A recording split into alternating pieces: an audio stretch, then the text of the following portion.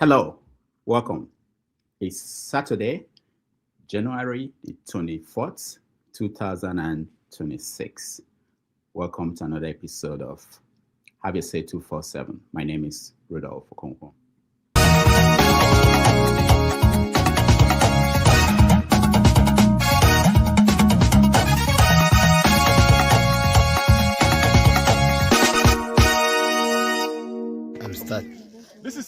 This is a primary school and even a junior secondary school in one of the states in northeast Nigeria. Okay, it may interest you to know that this is the GS1 class. Am I right? Yes. This is GS1 class, and then this is what? Primary what? This is primary 4 and 5. Please come close. Let us see the building. Let us see the board. This is primary 4 and 5. And then we will go to the other classes. Please let us see the building. This is what they have as building. And then we have primary 3 and 4 here. This is primary 3 and 4. We have the primary 1 here, or the KG. And then there we have primary what here? Primary 1 is here. And KG. Okay? And then it may interest you to know that this is a school that is under the state government. Like I said, it's one of the states in northeast Nigeria. I wouldn't want to mention the state, so that the state will not see us as putting them in bad light. We are calling on well-meaning Nigerians to support these children. It may also interest you to know that the children in this community are up to 250. So there are 250 children.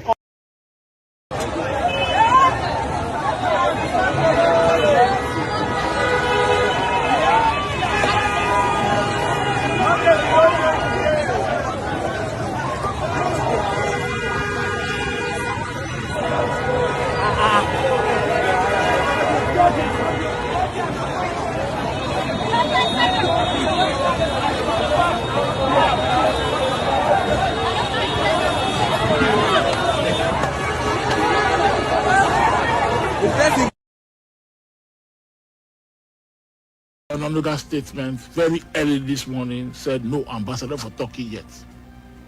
And I can imagine what has happened. First, the bureaucracy in Aso Rock just realized, after the president has named him as ambassador to Turkey, because the president wants to go to Turkey in a few days, that the nominee wasn't screened. And that the president cannot appoint an ambassador that has not been screened by the Senate. He wasn't even nominated. He wasn't even nominated. They just realized. Matt, let me tell you how big the bureaucracy, the civil service in the villa is. It's so big they have a permanent secretary. The villa presidency has a permanent secretary in the presidency. So the villa operates more like a ministry. They have the people that work in the villa, the people that go to work in the villa. They can cause go slow for bus stop. But so much, a lot of people work in the presidency. And they bungled this one again. They have given the president a name to appoint as ambassador of somebody who was not nominated, not screened as an ambassador designate. He has now been posted to Turkey, where the president intends to visit in a few days. And they realized it just after, the names have been published. They bungle things. I don't know what they do in the villa, but it is a story of gross incompetence, ineptitude of people paid by taxpayers to do simple jobs. Sometimes these jobs are as simple as clerical work. It doesn't require thinking. Some of these policy formulations we see in the villa, it doesn't require too much thinking. It's just simple clerical work. Write a thing together and type it. And they still bungle it. The truth is this: we promise radical reforms. And there has radical implication on the pockets of the average person. Which average person? You pick this for the matter of the people. No. Have you gone to see people complaining? There are Nigerians now who are saying food is becoming too cheap. Cost of living is what now? It's higher now? No, I'm saying that from the time the president got into office and the policies. Commissioner Callas, we are witnessing the descent of the United States into fascism. A president who rejects election results, incites insurrection, attacks the judiciary and the media, has an armed militia intimidating minorities, who kidnaps foreign leaders and threatens the sovereignty of others. If Trump smells weakness from the EU, it's because when the US or Israel break international law, we look the other way. History has taught all of us that the only thing a bully understands is strength and resolve. That means suspending the EU-US trade agreement, invoking the anti-coercion instrument, and standing by what we mean when we say never again. As an Irish MEP, I say this: the Taoiseach cannot engage in national humiliation on St. Patrick's Day in the White House. It's time to bury the cartoon Irish-American myth. No to the Shamrock ceremony. No to the US military use of Shannon. Yes to European solidarity and to the Primacy Commissioner of International Law. And in Nigeria, we're annihilating terrorists who are killing Christians. We've hit them very hard. They've killed thousands and thousands of Christians. What's that all about? West African countries. Jambo, Kenya, Ubari, Tanzania, Pamoja, Uganda. Regarding what you said yesterday about East Africa, Tanzania, Kenya, and Uganda, people didn't like exactly, but maybe you have something to tell them to clarify. Look, I didn't say it to harm anybody, but I said it as a challenge to those countries. Believe me, in the 80s, Cote d'Ivoire was more developed than Morocco. But today, you are in Morocco. You could go to any of the venues in top highways by speed train, by rail, by bus, everything first class. Then I expect Sub-Saharan Africa to reach to that level. Honestly speaking, my country hosted the AFCON before Morocco. But you leave the capital city, Abidjan, you go to the other cities, you have a challenge of finding even hotel. Of course, the road might be good to take you there, but they are not highways. You spend a lot of time. And of course, I've been to Eastern Africa. I know you have infrastructure, but like most West African countries, when you leave the capital city, the remaining part of the country, it's a bush. That's the reality. And you don't have top-class stadium. That's the reality. How many times the CHAN was postponed? Because of lack of proper infrastructure. And remember, in '96, AFCON was given to Kenya. Because they were not ready, it went to South Africa. And at the moment we're speaking, the three countries are not properly ready. And Morocco have raised the bar so high. You are in Morocco. Then from now on, we don't want to expect anything less. That's why I said what I say. Morocco hosted because Guinea failed to do it. They were not ready. That's why I ask the question, in case you fail or there is more delay, what is going to happen? Obviously, it will be taken from the three countries. I was there for the CHAN. And on top of that, Kenya doesn't have apply visa to any African citizen, but Tanzania does. Uganda does. It was a nightmare for fun even to move around. Those are critical issues. That's why I say, if you guys are not ready, obviously it will be taken away from you. As a journalist, more experienced, maybe you can advise what they're supposed to do right now to make sure by the time comes, they are ready for it. Look, for example, in Cote d'Ivoire, let me give you an example. 3 months before the AFCON, the Minister of Sport was fired, the Prime Minister was fired.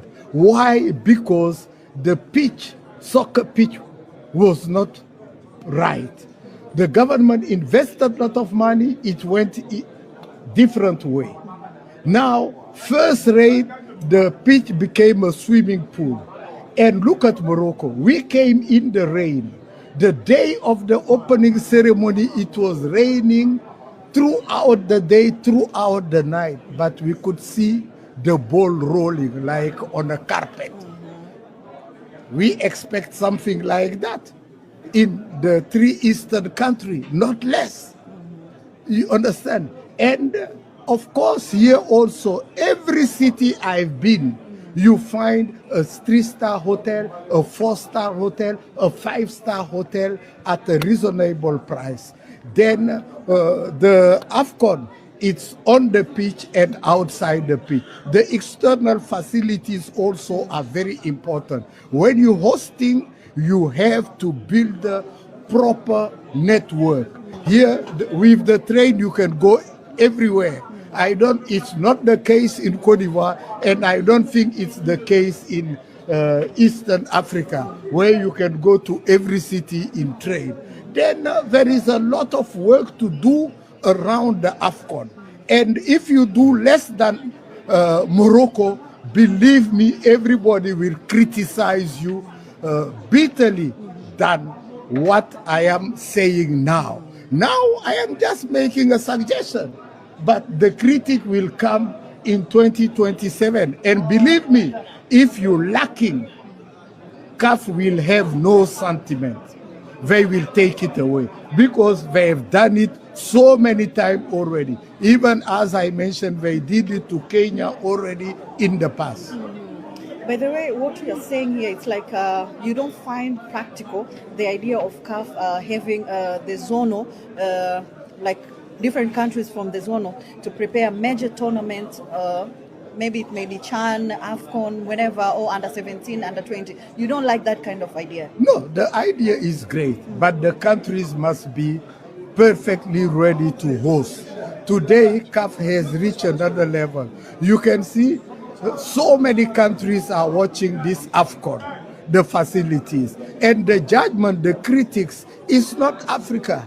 It's the rest of the world. That's why we want the best for Africa. Anybody can host, as President Motsepe said it. African football is for everybody, for the 54 countries.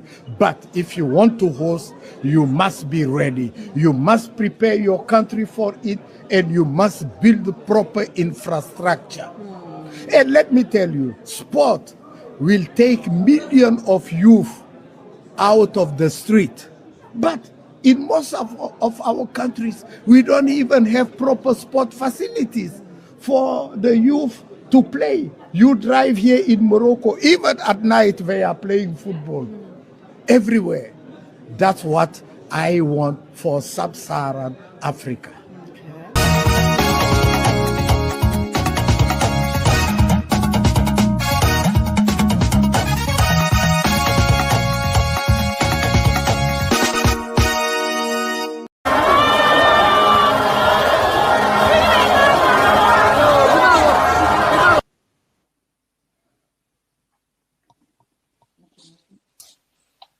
No, this rally make my blood pressure go up.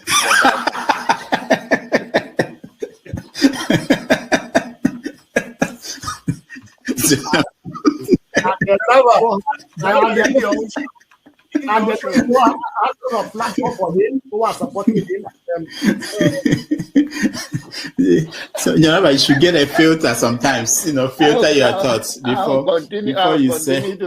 I'll continue to take blood pressure medication. Why are you getting high blood pressure, Janaba?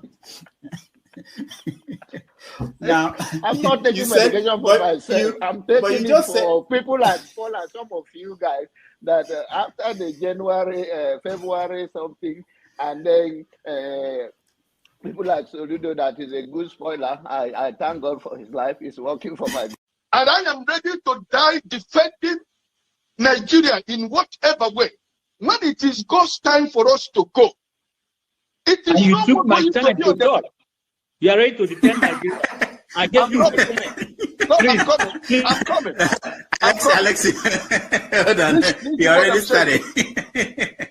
What I'm saying, defending Nigerians is this. I gave him my time and he's using it to become a... No, sorry. Sorry. I hope that Nigeria wins.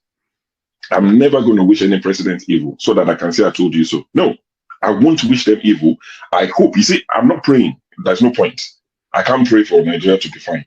I only hope that Nigeria wins and Nigerians win. Because if you choose a dodgy doctor who has a dodgy record, who has, all sort of accusations leveled against him, to say this doctor, we think he's done this, or this doctor, this surgeon, yes, he's a senior surgeon, he's the most whatever surgeon, but there are a lot of accusations leveled against him.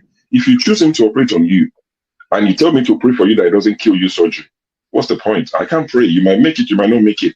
My prayer won't change anything. So I hope Nigeria and Nigerians win during Tinubu's 4 years. Thank you. Thank you. Uncle, right? I have the right to address Showore the way I like. You don't know what Showore did to me. So learn to control your emotion, right? That's the only thing I'm going to tell you. But if you don't want to control your emotion and you insult me here, I'm going to insult you 100%. Okay. You understand? You cannot insult me on a normal ground. Fiscally, you can't insult me, right? I will treat you like a child. If you insult me physically, I will handle you like a child. I don't care your age. You understand? You are powerful over the camera, so you can say whatever you want to say, but you can't yet say it to me physically. You understand? I will handle you like a kid. Can we arrest the meeting ground? Can we arrest the meeting ground? So learn to control your emotion. You understand? Please don't take him out. I also have a right to respond because you mentioned my name. There's no need to take him out. All you have to do is to meet them or something. And you're taking too long to manage them. Comment. What did you say? Comment. I know, but he mentioned my name, so I'm asking to respond to him. When he gets your time, then you make up. No. He mentioned my name. If you want to make it rowdy, I will take you out. Take me out, you son of a bitch. Take me out. You think you're a big boy because you're moderating. Take him out, please. Hello, come on. Don't use such word now. Don't forget, that state is now an oil-producing state. So they now have derivation, if you are not aware. So if you want to speak for anybody, please do not defend a Kalata like a Yabelo. Please do not. Okay, let me respond to him. 1 second. Do not defend a Kalata like a Yabelo. Do not. All right, thank you, Mohammed. The people of that state. Can I respond to him? No. Then go to hell. Rudolph, go to hell. All right.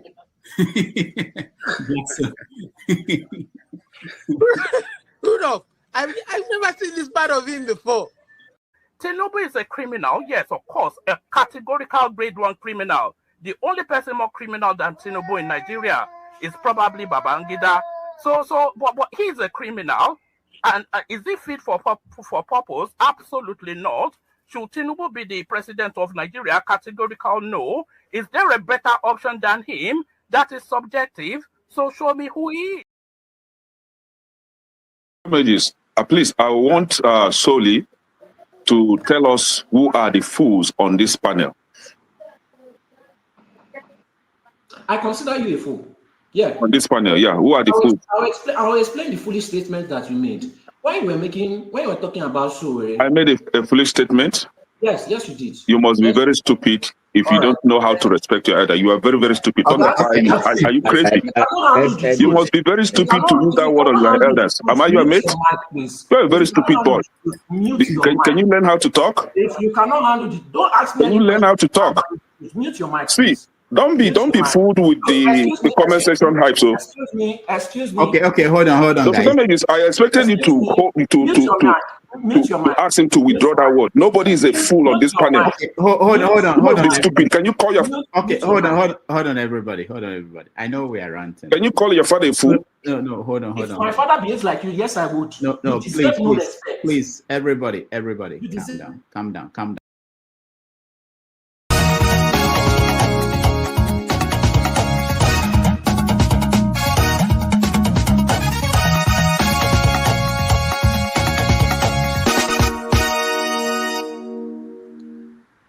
All right, welcome back, everybody. Thank you so much for joining us. I appreciate all of you. Today is Saturday, I'm sure you can see me. You can hear me at least. Okay, welcome everybody. Thank you. It's Saturday, January the 24th, 2026. Here in New York, it's very calm. It's actually, we see the sunlight out there, but that is the calm before the storm. Today is going to be very interesting day because snow is coming.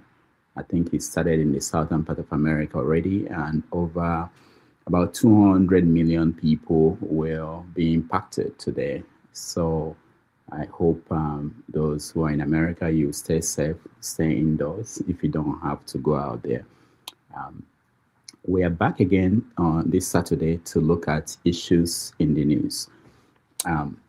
Historians are beginning to say that January 2026 will be remembered as the time, the day, the period, the month, the world changed. If you guys followed what happened in the last few weeks, within the last few weeks, you will see the position of America in the world shifting. In fact, everything we know about the world changed this month, to the point that today, the United Kingdom, the Prime Minister, is demanding that Donald Trump should apologize to the UK for saying that UK soldiers were, let me get the exact quotes, they stayed a little off the front line, which essentially was saying that they didn't fight in Afghanistan, they were just there. Even our Kemi, the shadow prime minister, the leader of the Conservatives, also demanded an apology from Trump. Of course, we saw what happened with his quest. Could you try again? With his quest to get control of Greenland. He ended up when he went to Switzerland for the World Economic Forum. He ended up changing his position, saying that the matter has been resolved. But we know that the Europeans, for the first time, fought back and pushed back, and Trump didn't know what to do other than to make a U-turn. So we're going to talk about that, the wider implications of what happened. People are standing up to Trump now across the world, and people are assessing the position of America, whether it has been working by all this. So we touch on that. We talk about, come back to Nigeria, where kidnapping continues unabated. We had incidents. One of them was in Kaduna, where we had the government trying to deny that it happened. Eventually, they accepted that it happened. And in political news, people are moving around and moving along, trying to position themselves for 2027. We saw the courts still dealing with the Labour Party and what's going on there. We also had that an ambassador was named, former governor of Kaduna State was named, an ambassador, Usman Dankagari was named ambassador to Turkey, and then the government turned around and said, no, forget about it. We made a mistake. He was not appointed. I mean, he wasn't screened. We don't know how they run Aso Rock and what is going on there. So a lot of things are going on. We are going to discuss them with our friends who are already here. Most of them are here. If you are joining us, please, if you're in the studio, turn on your camera. We'll bring you on. And again, thank you all for joining. Those watching at home, we appreciate you. Those who are in the comment section, I see you. Please, if you don't mind, please like or share so that more people will get to watch what we're doing today. Thank you again for joining us. I appreciate all of you.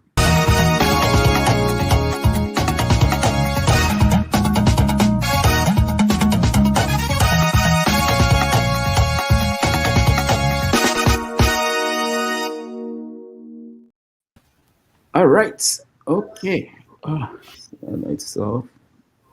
Welcome, everybody. Thank you all for being here. For those in America, I hope you're staying indoors. Those outside of America, you can laugh at us. We are seeing what they saw in Russia last week, I think. So this is they're thinking about 8 to 24 inches of snow from Atlanta all the way to New England. So it's going to touch more than 200 million people. But let's start by welcoming all of you. Thank you so much for being here. I know you have to leave very soon, so I'll give you a chance to tell us what you've been following and what's happening around you. Yeah, I just appeared to wish you all a good evening from the Gambia. I will not be able to stay with you today because I've got a function to attend somewhere with some children. That's just it. Is it true that some people, I read in the newspaper, they were talking about the amalgamation of Nigeria? I read it somewhere. Amalgamation? No, de-amalgamation. Oh, de-amalgamation. Okay. I didn't know about that. I read it somewhere. Who's doing that? It's Lugard back? No, to de-amalgamate. Yeah, I'm saying, Frederick Lugard, is he back to do the... They want to undo what he has done. Yeah, I'm saying, is he the one doing it? No, maybe he's back spiritually, I don't know. All right. Anyway, I'm so sorry. I will not be able to be with you today because I have to take some children to somewhere for a function. Okay. No problem, Mr. James. Thank you so much indeed. Thank you. We always appreciate you. Have a nice time. Yeah. Thank you. Recolonization. Welcome to the show. Mr. Paul. Good evening, Mr. James. Thank you very much. Thank you for thanking me. Yeah, enjoy yourself to where you are going. Okay. Yeah, good evening, Mr. Rudolph and the brothers and the viewers at home, sisters, everybody who is watching. Anyway, for me, it's another day in the history of Nigeria.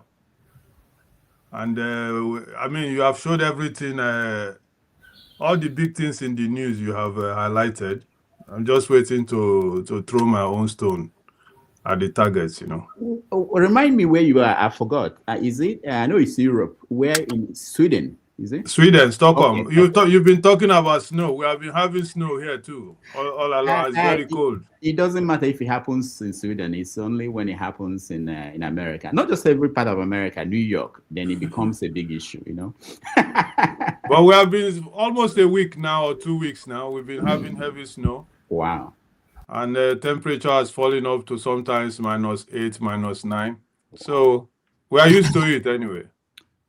I know. So let me ask you before we start. All the things that happened this week in Europe with the World Economic Forum, how did it play in your part of the world, in Sweden? Sweden is they don't really like what Trump is doing. Basically, they think he's going to the extreme, especially Greenland.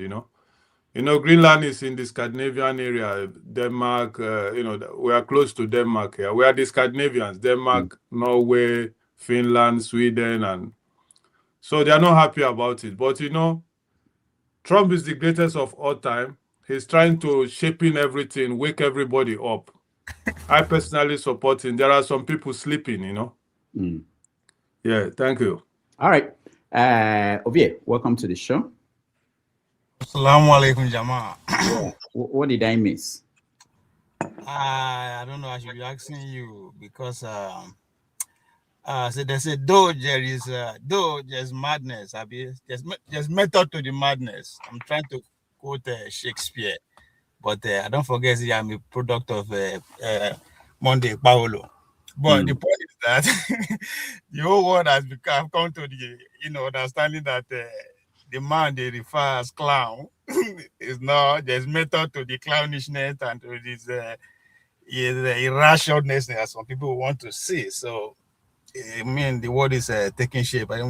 But I don't know what did happen because I'm focused. I'm trying to figure out where we did, going if you listen to McConnell, the Prime Minister, Prime Minister, even the President of Canada, when he said that if we are not on the table, we are the menu. And that reminds me of the very first time when the world, in the modern days, where they won't go through this period, during the Industrial Revolution between the mid-70s to mid-1800, we were the main menu. They ship us in mass to go work for farm and supersede us on our own land. So we were the main menu then. But now we know we are not middle power. We know who get power at us. So I'm trying to figure out: are we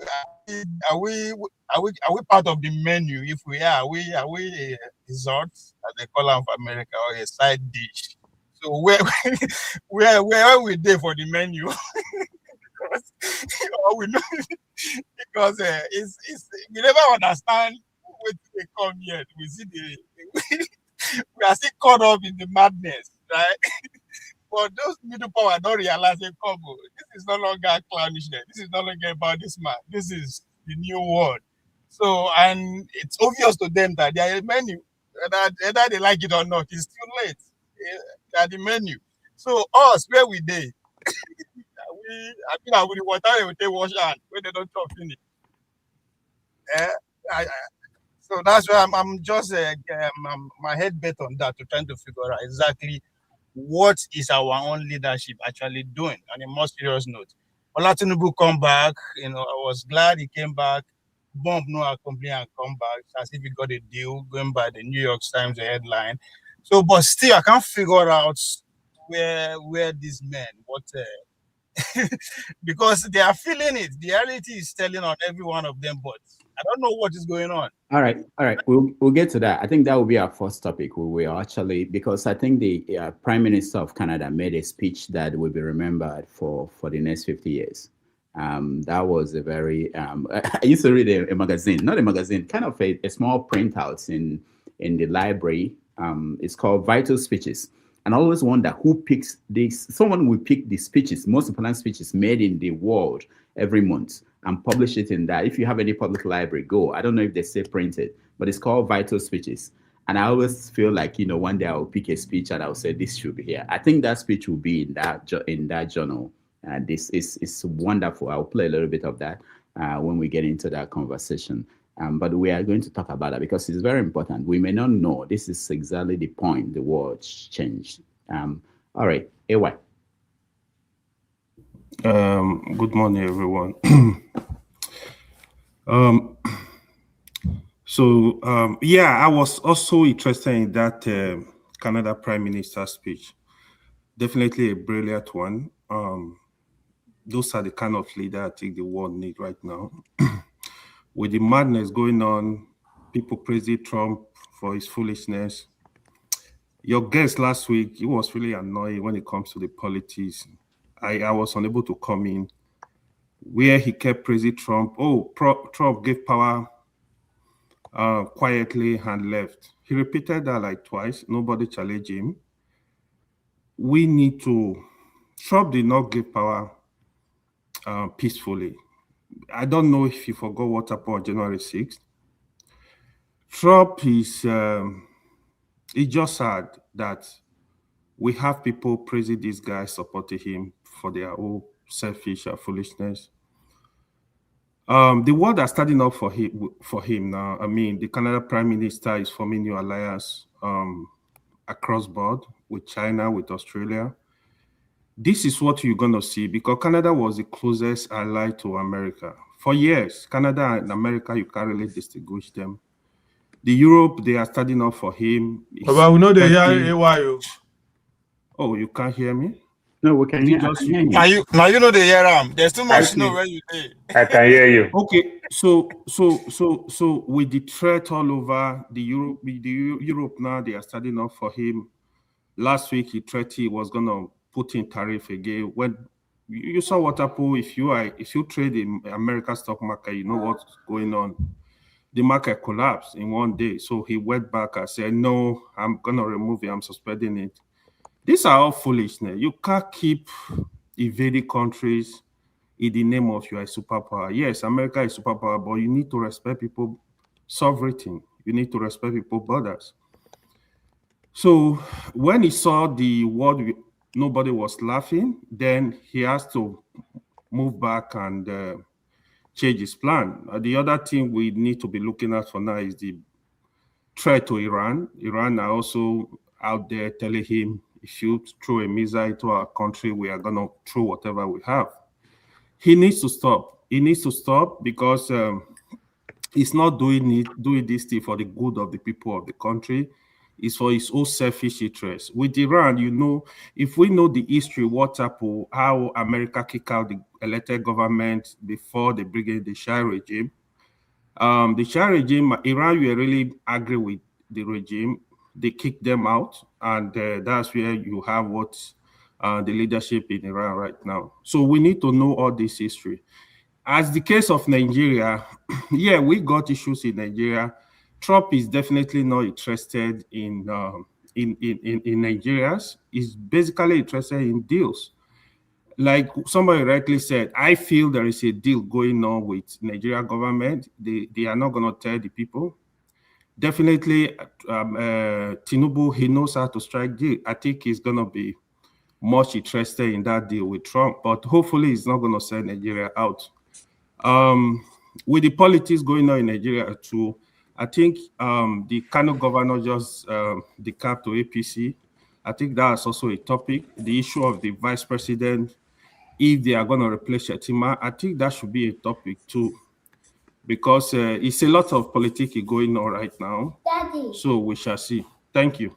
All right, thank you so much. That Shetima, yeah, that's a big issue. We will touch on that hopefully. Paul, welcome to the show. Paul, can you hear me? Sorry, I'm trying to take my mute off and over that thing. Just on the soft side, it may not be entertainment, but it kind of fall into the entertainment and speculation aspect. The Kemi Oluloyo and the video saga.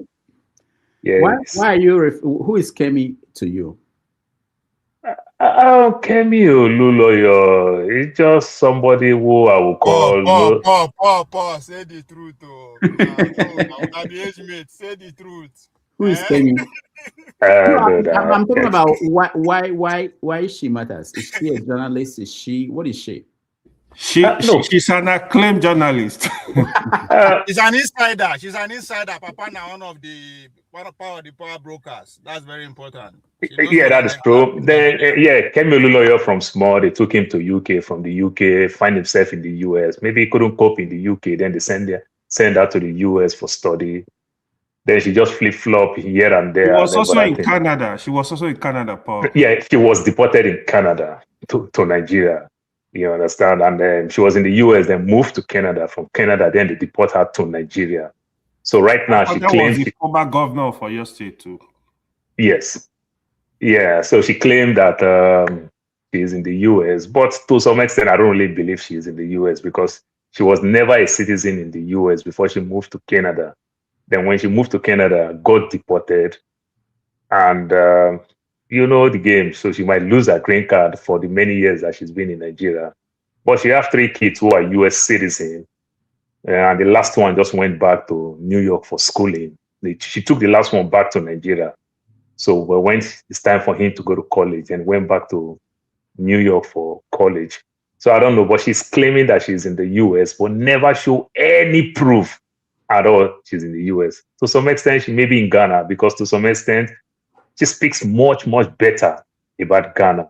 And she's claiming, I'm in the US, because she knows she has a lot of enemy with all the scandal that she's bringing out.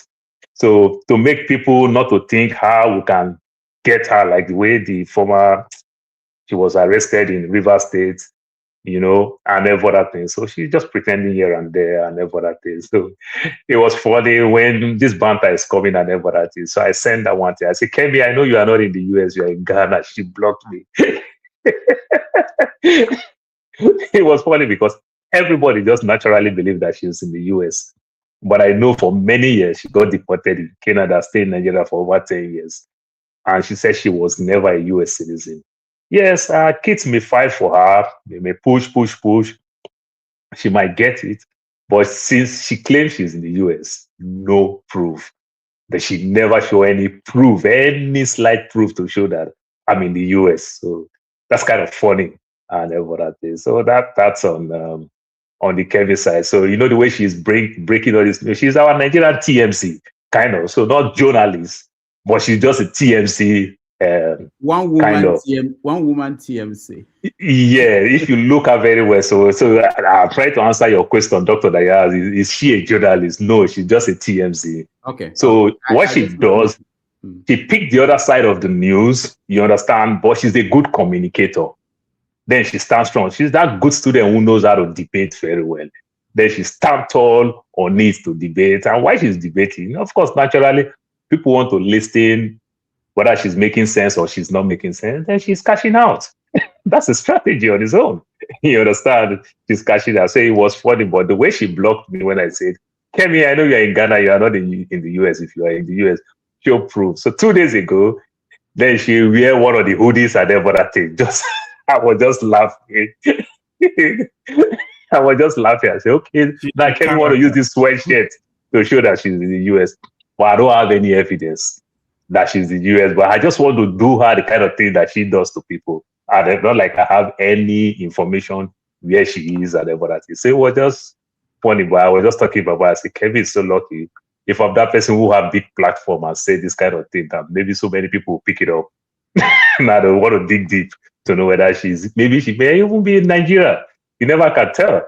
But she's just fraud. But that story, why is the father of Davido involved in explaining things? Why is that so important?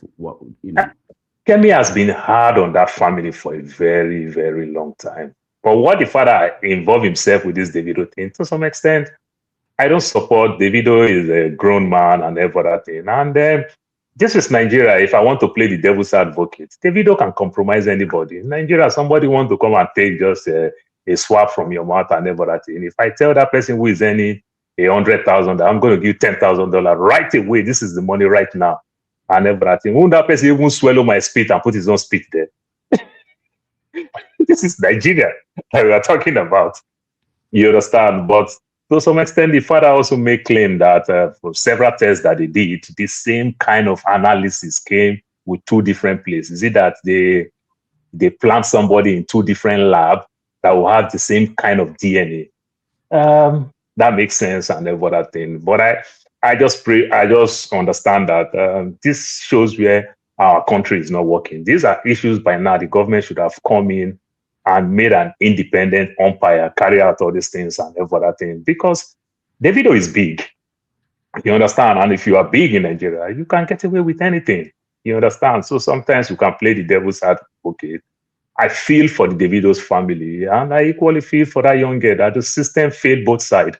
Because if the system don't fail both sides, these things would have been a thing of the end for a very, very long time. Then the young kid himself, who is going through all the pains and everything, we just have a system that our biggest issue is trust. You can't trust anything that comes out from us and everything. It's so painful, and I don't know what to say. Talking about politics here. We have not started discussing, just to point things, yeah. Okay, yeah. Right, so that makes me laugh a lot. Okay, let's go to Chim. Chim, go ahead. Hey, doctor, to make you understand, I already drive my bicycle this morning for 1 hour. I had I forgot that you're in a place that we envy now. Everybody. I enjoy my life. Enjoy my life. Okay, all right. Enjoy. Go ahead, Chim. All right, good morning, Rudolph. How are you doing? Good. How are you? Very well. So, how much centimeter of snow have you received? No, we haven't. Nothing. Zero. It's wonderful out there. And you're making noise. You've not received. We are preparing. If you go to the stores in New York City, everything is gone. We are thinking that the world is ending. I live inside it every day, so I don't know what the noise is. You guys don't matter now. We are. If we close down, the economy of the world closes. Really? Okay. Anyway, so I don't know all of you who are making noise. Our revolutionary said this has been receiving 8 - 8. I've been living in -31. Going about my life. No school is shut down. Work is going on. People are going to play hockey. What? People are throwing parties. Life is going on. I don't know why you guys shut down. 9,000 flights have been cancelled. 9,000 flights. You guys are lazy people.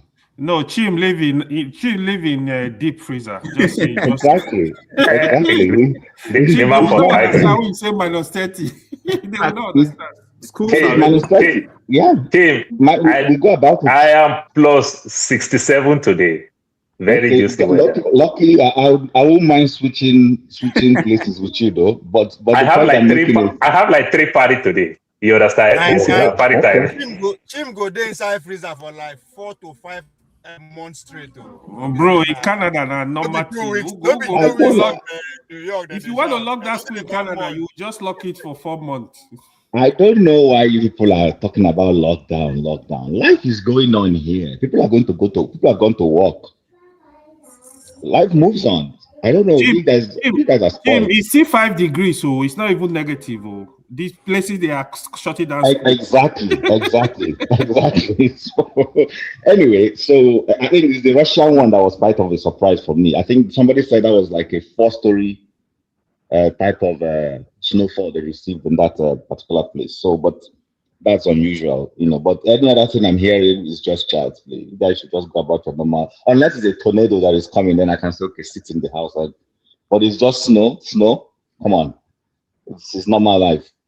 But to all the topics we spoke about, the Canadian Prime Minister, yes, I can understand why the world will be celebrating McCartney, who his body language did not suit the words that were coming out of his mouth. His body language did not suit what he was saying. I'm not saying he shouldn't make that kind of speech. That's fine. That's okay. I mean, it's what the world wants to hear. That's fine. I understand that. But the guy is a hypocrite, a huge one. Because speak by night, speak by day, go to Washington by night. I don't regard you until you start, exactly living what you preach. That's when it starts making sense to me. Right now, he's a hypocrite, and most Canadians know he's a hypocrite. It's just trying to rally global, sound differently. His sound bites don't match his language, don't match his body language. I'm sorry to say that. As for, I think I'm more interested in the Nigerian politics these days, and what it portends for the country as a whole. Everybody, I don't know why everybody is running to APC. I'm surprised that somebody who claimed to be a Democrat, who for many years kept, giving us a soundbite that he's a Democrat, he fought for democracy. And then just last week, something came out that he's trying to give Shagori national honor. The same Shagori that was helping Abacha with loot, the same Shagori, and the same man who said he was fighting Abacha, Shagori was helping Abacha hide his loot. This man said he was helping fight Abacha, and the same man is now giving an Abacha apostle national honor. These things are really very interesting. We live in very interesting times where I don't know, was it you, sir, that even said somewhere you're waiting to see if Wale Soyinka will return his national honor if that happens. Well, like I said, let me repeat it here. That is what new linguists like me refer to as future impossible tense. It's not going to happen because all of these people have just been deceiving us. And that's why, if I want to relate it to global politics, you see that that's why when I get funny, I get surprised when people start praising somebody for one speech. This person is not an honorable person. And then suddenly, because he made one speech somewhere, then the whole world thinks he's the leader we need. No, he's not the leader we need. He's a hypocrite. Let's call out the hypocrite for what he is and say, yeah, speech sounds nice, but you're still a hypocrite. So I'll wait until we start having the conversation. But I'm not really impressed with McCartney. Sorry. I choose to take that different perspective because I live in the economy he's working on, so I know what he's doing. All right. You'll be very important in that conversation because we need to hear the other side. But someone mentioned on the comment section. He spoke for the globalists, not for Canada. Yeah, exactly. Thank you very much. Anybody taking it serious at his own risk. Uche, hold on, okay? Someone mentioned one guy. I show speed. I have no idea who that guy is. Yes, the guy who went to Nigeria. I was in class on Thursday, and they were telling me about this American traveling across Africa, and So maybe we'll touch on that. In fact, Rudolph, I was going to say that. Maybe we'll touch on that when you bring it up. There's something I want to tell you about it that relates to what we do in terms of the social media, because it unveils why some people succeed in the space and other people fail. Why we failed. Yes, thank you. I'm happy you brought it up. All right, no problem. That's the price you pay for sending your son to school. For leaving for house, now for the update you. Uche, welcome to the show. Uche, can you hear me? Yes, I can. What part of the world are you? I know you go between Italy, and it looks like your internet is not very good. Can you hear me? All right, Uche cannot hear me. All right, thank you. So let's move straight to our first topic because we have limited time. I really want us to spend time and touch on the global. I can hear you. Am I coming? Can anyone hear me? Rudolph, I'll be back shortly. Okay. I'll have to come back later. My go also small. Okay, no wahala. Abure, we will see you. Can anyone hear me? Uche, we can't hear you. Can anyone hear me? Okay, go ahead, Uche. Let's see.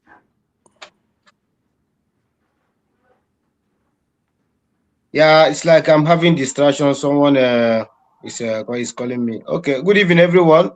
Yeah. Hi. Am I coming clear? Yes. Okay. So should I touch any topic? Maybe I didn't hear you when you call me. When you call me. We're still doing touching base with people and what are you thinking about? What's important to you? Is there any story that's important? Yeah. Rudolph Umbedoma, I greet everyone in the panel this evening. So I'm thinking about the issue of Julius Malema because I saw him yesterday standing in the dock in the South African court. Maybe they're trying to sentence him or one or two things, but I don't know the final. Matter there about him. But I joined them on live yesterday. He was on dock with the judge that convicted him. Maybe I don't know if they want to sentence him, but the final this thing I'm trying to understand. I just want to touch on it. Like the issue of Mazen Nandikalo, American are giving him what do you call it? Citizen, like granting him to be a citizen or something like that. So I don't know whether it's real or fake news, but I saw a video. Who gave him? Which America? America in Nigeria? So the issue is that it's like a question that I threw. I said I don't know if it's real because I saw the video trending on social media. So that's what I'm saying. So I don't know because it's going viral. It's going viral seriously. So before I put interest to talk about matter in social media, I must see this such video going viral. But going viral did not maybe satisfy. All right, Uche, thank you. I think Uche is talking about something that the state of Georgia did. The kind of the way they give you the key to the state, city, or honorary citizenship or something like that. So it's not real citizenship. So, but I know that people in Nigeria might play it up, or people who did not understand what it means. But that's the story I know about. Tony, welcome to the show. Are you driving, Tony? We know we don't let people drive and join us. Are you driving? Thank you, Dr. Damages. Greetings, everybody. Great to be here. Am I coming clear? It's cold here. I am. I'm moving. I'm on motion. Are you driving? Yes. Oh no, we don't let people join us when they are driving. So you just when you get to where you're going, you can join us, please.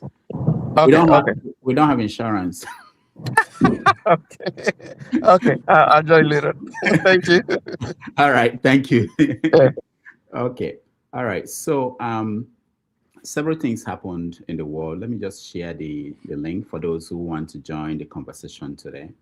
Several things happened in the world in the last 1 month, but this week it became clear, what the direction things are going, and it was captured by the speech made by the Canadian Prime Minister, Mark Carney. He made a speech at the World Economic Forum in Switzerland. Let's watch a little bit of that, and then we will then have the conversation.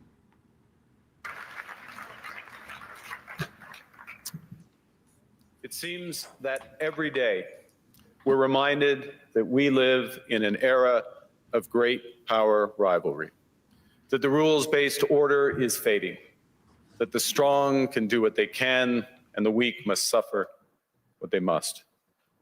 And this aphorism of Thucydides is presented as inevitable, as the natural logic of international relations reasserting itself.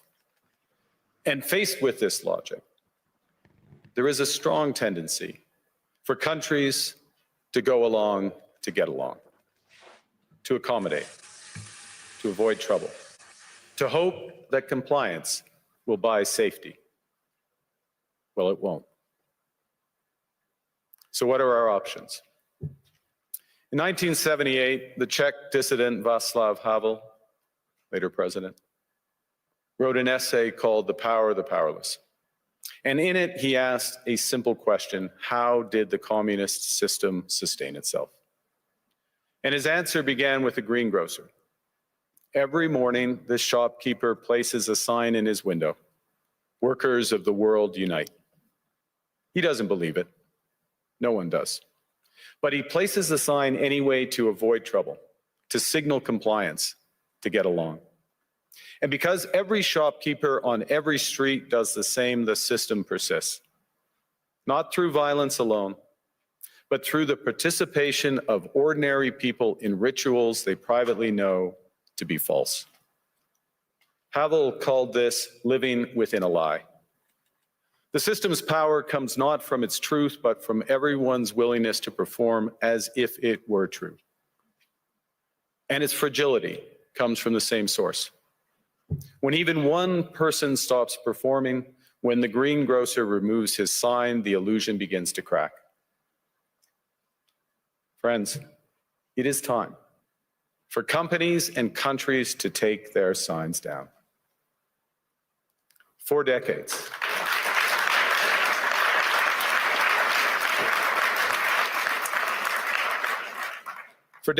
countries like Canada prospered under what we called the rules-based international order. We joined its institutions, we praised its principles, we benefited from its predictability. And because of that, we could pursue values-based foreign policies under its protection. We knew the story of the international rules-based order was partially false, that the strongest would exempt themselves when convenient, that trade rules were enforced asymmetrically. And we knew that international law applied with varying rigor depending on the identity of the accused or the victim. This fiction was useful, and American hegemony in particular helped provide public goods, open sea lanes, a stable financial system, collective security, and support for frameworks for resolving disputes. So we placed the sign in the window. We participated in the rituals, and we largely avoided calling out the gaps between rhetoric and reality. This bargain no longer works. Let me be direct. We are in the midst of a rupture, not a transition. Over the past 2 decades, a series of crises in finance, health, energy, and geopolitics have laid bare the risks of extreme global integration. But more recently, great powers have begun using economic integration as weapons. Tariffs as leverage, financial infrastructure as coercion, supply chains as vulnerabilities to be exploited. You cannot live within the lie of mutual benefit through integration when integration becomes the source of your subordination.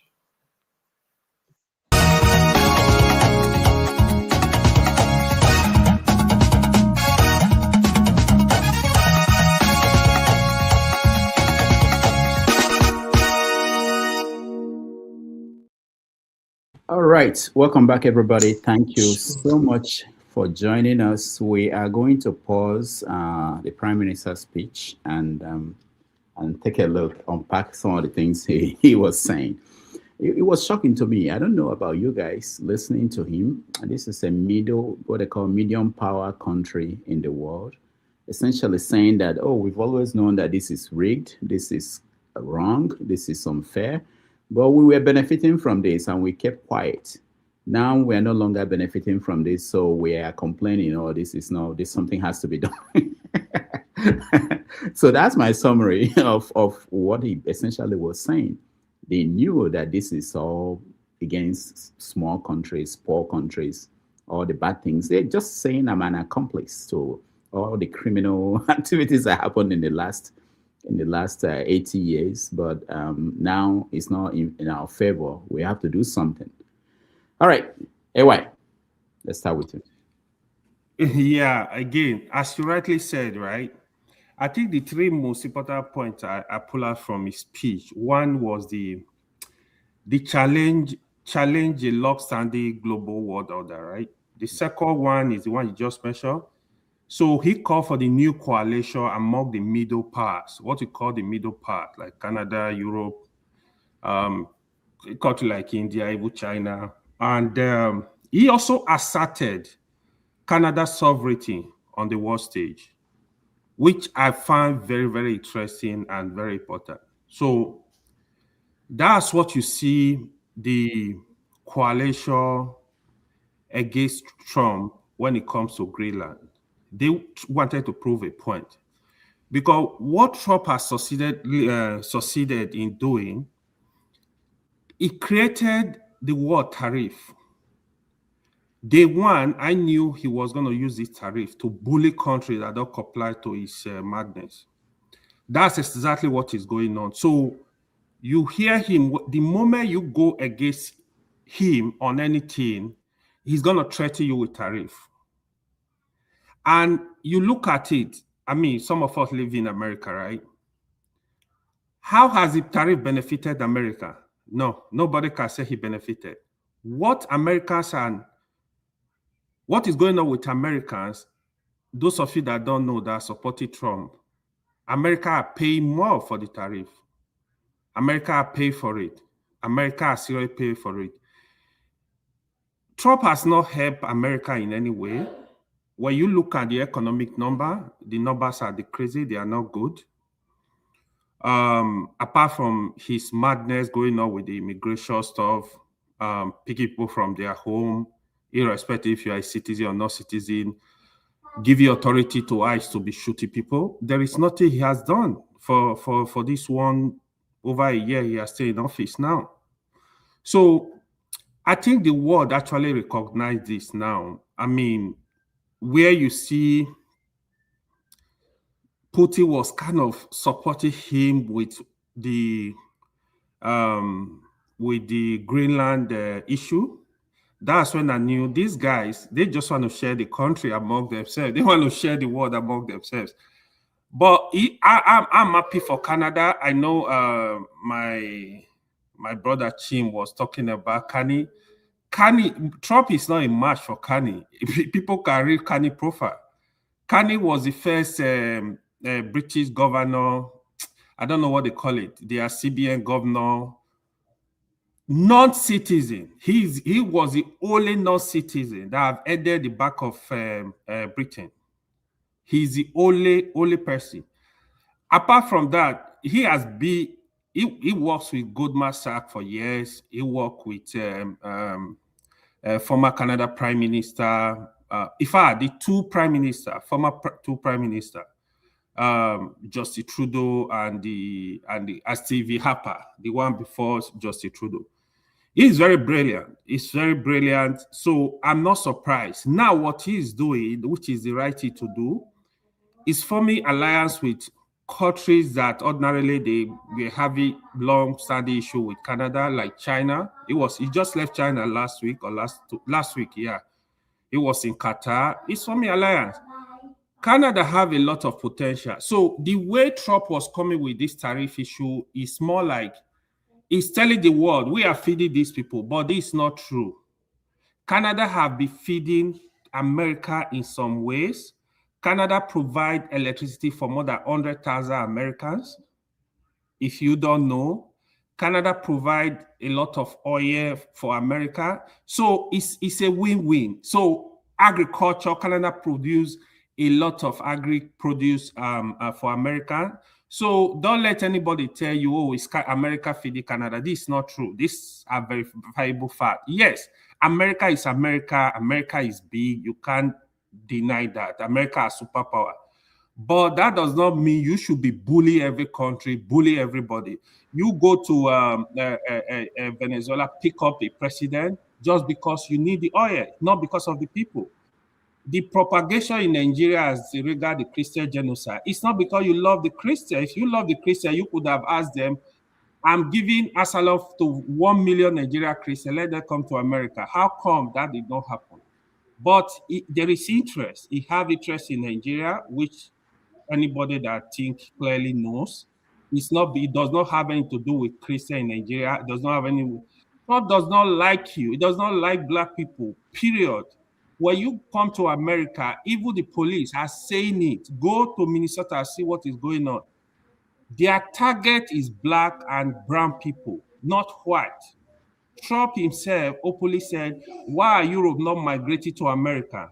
So this is interest. So we cannot deny it. Yeah, it's becoming interesting. The world leaders see what is happening. Unfortunately, we have leaders in Nigeria that are sleeping, that don't even know what is going on, apart from probably South Africa a little bit. He can bully every other country. So Nigeria, we are just sleeping. Hopefully, my fear still, they don't create a crisis in Nigeria that, you know, turn Nigeria to Somalia or Sudan, what is going on in Sudan. This is my fear. But anybody praising Trump, I don't know why. I have friends that were using the Obamacare, pay like $200 for healthcare. Right now, that bill is more than $1,200 to $1,500. So the poor people in America are suffering. People are suffering. The economy is suffering. Jobs number are going down. So it's not doing anything for Americans. It's just bullying the world around. And the most important point, they just discovered that in the last 1 year Trump has been in office, Trump has increased his wealth by $1.4 billion. So if you think Trump is working for you, Trump is working for himself and his family and his cronies. Period. Thank you. All right. Thank you, AY. Let's go to recolonization now. You added now. I thought you were planning it for last week. You are now, it has to happen now. It has to happen right away, you know. You see, what that guy, I don't know whether you want me to talk about the Prime Minister of Yeah, you can talk about any angle to that, you know. Yeah, for me, this brother, AY, you know, some of us, everybody has an opinion. That's what brings me to this platform where you can say how they pain you. But for me, when you people talk about this Trump example, when he was saying what he was saying, I don't know much about it. But when he came to, he says he loves Christians, he's trying to tell us that he doesn't like us, he's coming for interest. This is where I start to shake my head. What do you mean? Dr. Damages, in the world of today, there's a lot of leaders in the world who are just doing what they like. Even here in Europe. You understand? And there's nobody questioning them. Then when somebody now does what they are doing, like the other, he was telling me that the Canadian Prime Minister is now seeing that what they were doing now, somebody is doing it, so they start complaining. Then they start blaming Trump. Trump is a world leader who promised to put things right, to assist the people who are not strong enough. You understand? Going to Greenland, for example, that place is just lying fallow. Denmark says they are the owner. The world economy is going down. Trump is, as a businessman, saying, the guys, something there, make we buy them from una, the way they bought Alaska or things like that. I remember, you know, let us find something and remove what is on the ground or whatever and let the economy start improving. You say you own Greenland, the place is lying fallow, nothing is happening there. You understand? That is his argument, or what the Swedish people are arguing. Oh, leave it like that, nature, blah, blah, blah. Fine. But then when we talk about our problem now, what Trump is doing in Nigeria, which is my own concern, whatever they are doing in the world, honestly, I don't pay much attention in that. We just hear it, okay, blah, blah, blah, okay, because they don't contribute anything to my own welfare. Okay, I come here to recolonize myself because our people refuse to give us anything. So it's better to move to where they will colonize me again and I will live a good life. That is why you see the colonization now. The other brother said I was a joker the other day, but his parents, because it's not a Nigerian, he speaks like an American, so probably he was born there or he was taken there as a child. The parents knew what was good for him, that it's better for you to live in the colonial master's land and be a human being. You understand what I'm saying? When we are inviting Trump to come to Nigeria to help us, so that we can also enjoy, so that Nigerians can have electricity, so we can live. You understand what I'm saying? So, like your guest last week, many people say that the man don't know what he's talking. These people know, these are educated guys who knows what they are saying. Africa, the world needs a policeman to put things right. Everybody's blaming Trump. Many Africa, Cameroon, the man is there for how many years? 40 years or 50 years, he's still there. Nobody talks. Then when Trump is trying to put things right, they say, oh, Trump is coming for his interest. Nigeria have oil, we have everything. How many Nigerians can boast their chest that they benefit from our oil? From nobody. It's just a ham bunch of criminals, just like how they try to blame Trump. You understand me? So for me, he loves the Christians. He wants to help the Christians. Whether somebody say, oh, he doesn't love his interest, he's doing his own interest. All human beings are fighting for their interest in this world. Any man who is created, even animals, if you love pets, watch them how they behave. They control their own interest. So if Trump is trying to help the poor to come to the level of to enjoy what the rich are enjoying, Nigeria is a country of class. If you are not in the class, you die. So whatever Trump is doing in Nigeria, for me, 100%, my hand, my 10 fingers are with him, my leg, my 10 toes are with him, everything. My head self there inside. Make the man come help us. Why? Make una change una mind. Una dey America, they chop, they enjoy. Allow the man come and help the poor in Nigeria too. Dalu no. Thank you, recolonization. I'm sorry, I just want to say that we are keeping alive our dreams. I can say that. Thank you.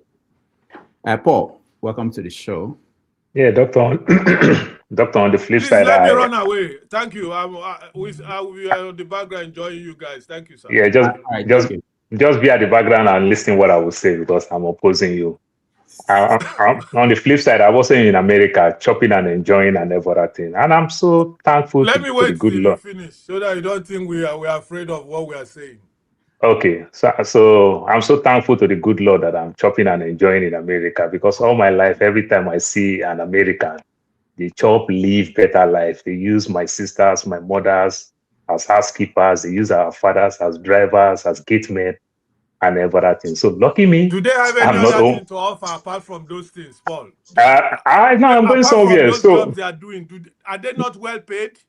I am going somewhere. So that's the same thing. I'm also well paid in America. So I'm also chopping and enjoying in America. So it just, I think it balances itself now. Why don't you go back to Nigeria, Mr. Paul? Let me ask you. So why don't the America also go back to Nigeria? Go back to America. What is the American? What is the America doing in my worry? Why don't you go back home to Nigeria? Why don't the America in worry also go back to his America? What is he doing in the country where no life? They are not complaining. If you are complaining, they are not complaining. I am not complaining too. So that you are the one complaining. I'm not complaining. You are the one complaining. And your brothers are driving. If you are not satisfied in America, Mr. Paul, humble yourself. My brother, I am satisfied in America. Do you hear me? Like the America is also satisfied in Nigeria. What are you talking about? I'm not complaining. And if America complain, Nigeria also complain. What are you talking about? So everything balances itself. But one thing you must understand from the point of national security, first thing first, like Trump said about Greenland, and the likes, you must understand. You cannot drive car to Greenland. You can even drive your car to Alaska. You understand? That is almost 2,000 to 4,000 miles away. From New York to Nigeria is about 7,000 miles.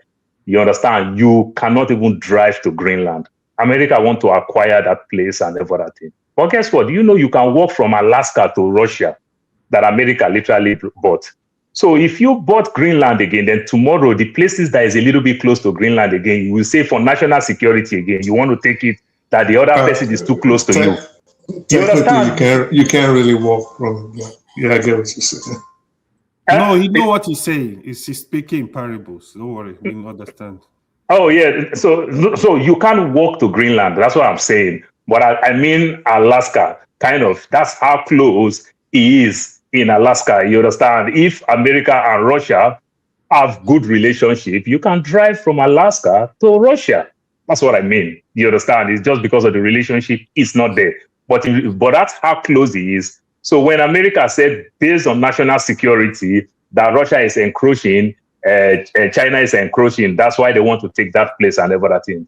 But look at the distance to the so-called New York from Greenland and the likes. That's one of the closest places to American more territory and the likes. Then when you say all this national security, it makes us laugh.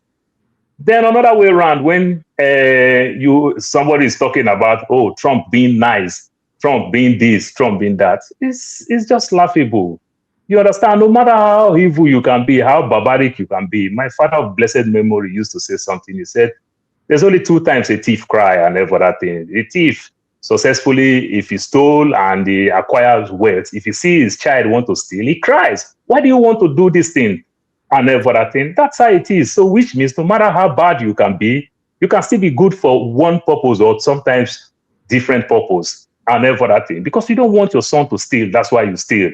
You want your son to live good life and everything. So which means bad person can still have his good side and everything. So if you want to pick one side of Trump that because of Trump did one thing that favor you, then you want to say all these things, I don't think that's really, really right. Then when you talk about Trump, this man is fighting for America. He said America first and everything. Then you took Venezuela money. You understand? Oil. Then you sold that oil. You didn't even put it in American bank. You take it to Qatar and you say you will be in charge controlling the money and everything. Look, colonization or what your name, just think about it very well. If Bola Tinubu did that kind of thing, how will you feel? You understand? You did not use private security to do that. You use American security. You waste taxpayers' money. Then you take this thing, you say you are putting the money of all those oil that you are selling, you're going to put it in Qatar, that you are doing business with, a country that gives you $400 million aircraft. They are doing business with you worth billions of dollars and everything. This man now today worth 1.4 billion, but this same man again is accusing Ilhan Omar that just between the space of how many years, he worth almost $30 million. You understand? You, the day you become president, you leave every of your private business. You focus on government. But between the space of you being in government, now you worth 1.4 billion that you just amass and everything. What about that? And everything. So, my brother, let us put word in proper perspective.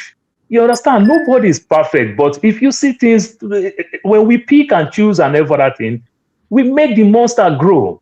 When Hitler started doing what he's doing, people support Hitler for a good cause, not until we understand the way he's going with it and everything, this scared of all this black, brown and everything, then this white nationalists and everything. That would not really make America great. What make America great after everything is American soft power. Everything that America have done with violence, they lost it. All the regime change that America have been doing, none of them America successfully achieved. They lost it. But the few times that America used their soft power to pursue a common cause, they achieve it, just like what they did with Germany. Germany today is the 4th, 5th richest economy in the world.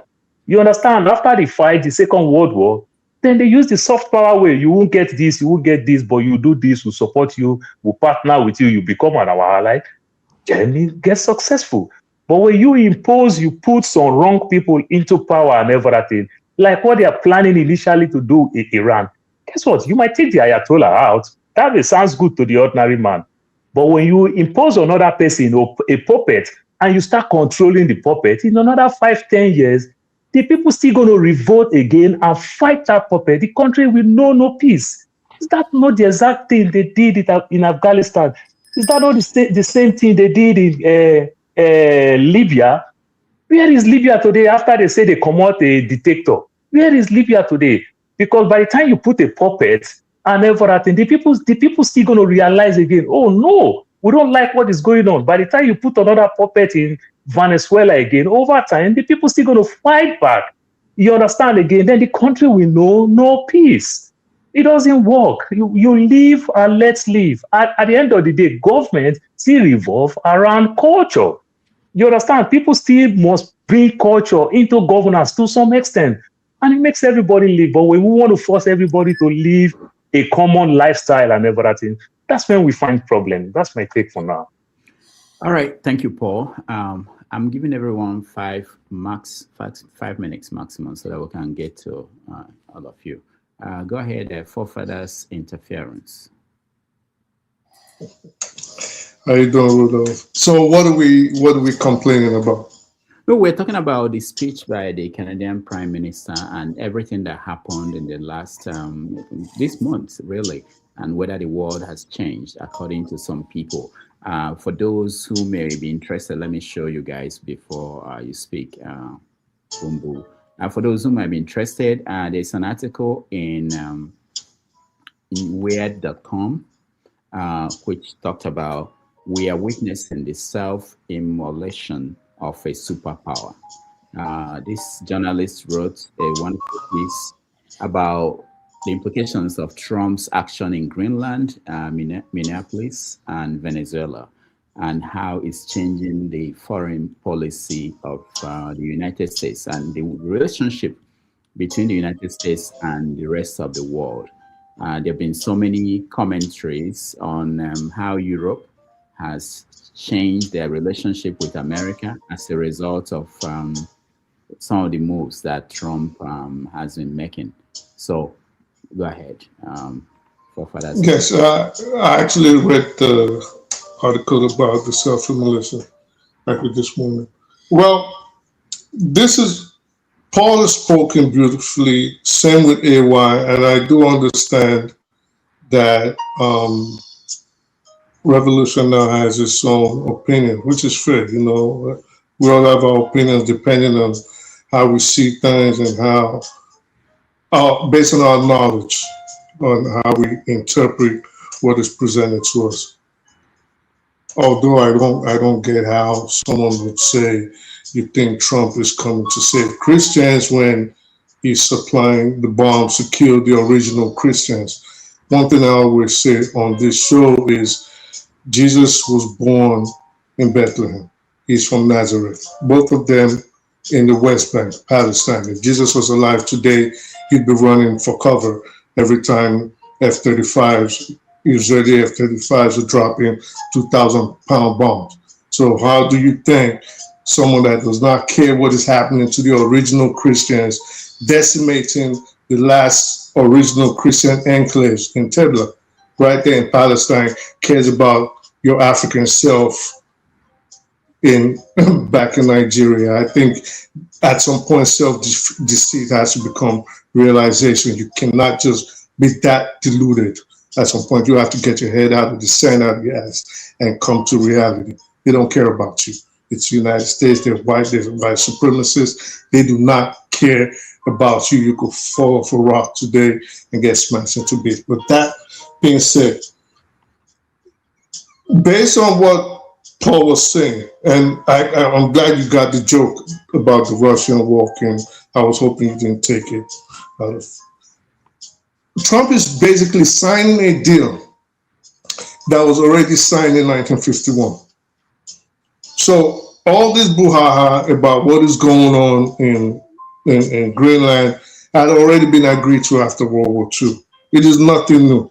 America had already begun giving access to parts of Greenland, the Arctic, which included setting up bases, and if they had to seek for natural resources raw materials there. They already had it. So all of this, he wants to annex it. I think the problem I have, Rudolph, with these people is that a lot of them are not knowledgeable. Let's just keep it real. Most of the people in Trump's cabinet today are not knowledgeable, because how do you go from a treaty that you already have to insist that now you want that treaty again? Then you backtrack and try to proclaim victory on something that already existed. That makes no sense. But for me, moving forward, I think the bigger picture that everybody is missing is something I always bring up on the show, and it's something that is critical, and it's something I hope people will start paying attention to, is that we are not gradually losing our freedom.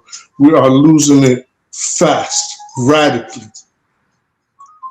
Just this past week, Larry Ellison, and just before I move on, the same Larry Ellison, they've taken over TikTok. And the only reason they took over TikTok, they took it over yesterday. And this is why everybody is moving away from it. And the only reason they took over TikTok was at the behest and the demands of Benjamin Netanyahu, saying because they are losing the narrative among the younger crowd, meaning from age 14 to age 45, they need to control the information that goes out to the world. Meaning, this is why, I mean, you spoke about it the other time when you reminded me that it wasn't PBS that was getting sold, it was CBS. So they've decided they're taking over mass media. They're trying to control social media. They're controlling the algorithms. Now, back to what I was going to say. They're taking our freedoms in different ways. I think Minnesota and Chicago are the experiments. Then they're moving forward to the digital aspects of it. This past weekend, which, before I trailed off, Larry Ellison proclaimed something, and he has said this in the past before. This is the last time any user of Oracle will use a password. Now they're going to start using biometrics. And for people that, I don't know if you spoke to the average Nigerian about why this is an intrusion of privacy. They'll say, well, what are you scared of? Why don't you want to put your face there? And why don't you, what's wrong with them asking for you to smile, your voice recognition? Well, when you start doing these things, in the end, when government starts collating all this data, it leads to abuse. And this is why I always reiterate that the United States has never, at any point in its history, had a national ID, and we've always fought against it. Now, basically, of course, they've forced everybody with a real ID, with people like Thomas Macy are fighting against. That leading, we're basically getting into a dystopian society, Rudolph. I know it might sound like I'm all over the place because, it's 5 minutes. I'm trying to rush and bundle a bunch of things together. But I just think in the end, people need to look at the bigger picture. It is not just about what's happening in Greenland. Basically, they're splitting up the world.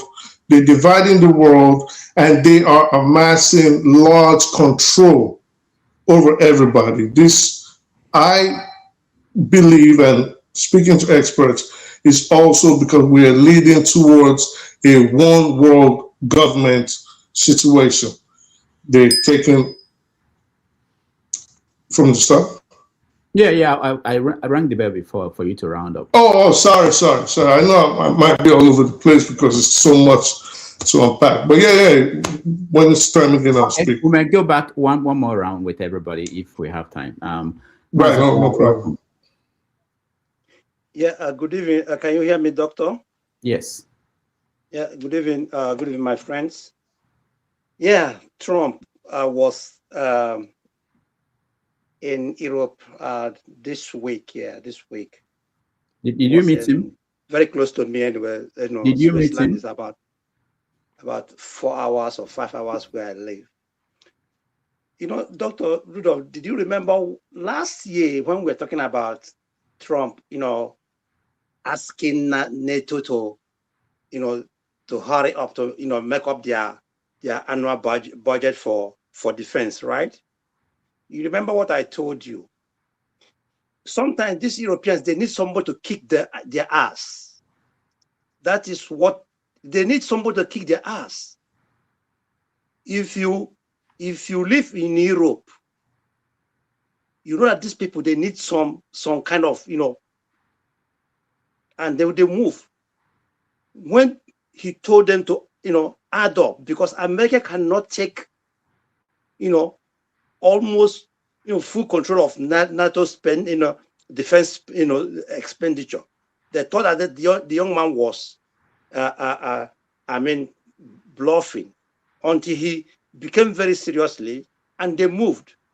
Today, Germany, all of them, most of them are even paying more than the 2% of the annual budget.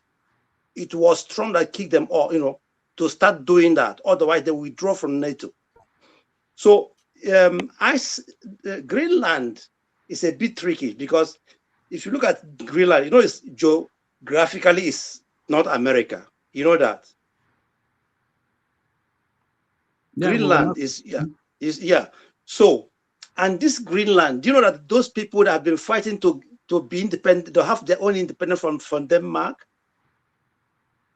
Do you know that even some of them are even happy that Trump, not many, but they're about 55,000 people, but almost 10% of them are happy that what Trump is doing, because they have been under subjugation of Denmark. They have been trying to, have their independence from Denmark, and Denmark has been refusing them their independence. They even voted for referendum. 85% said yes, they want self-governance.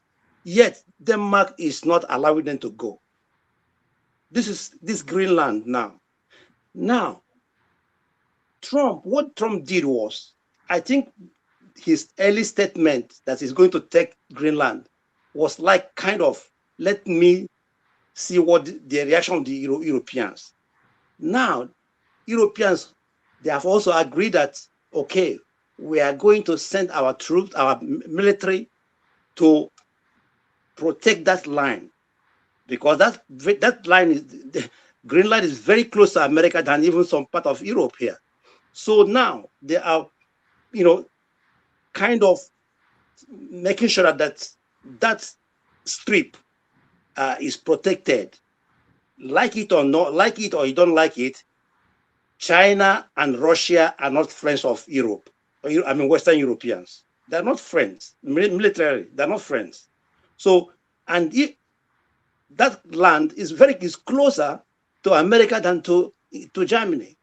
So, for Trump to say, let's protect this area, or I take it completely from you guys, and okay, it sounds a bit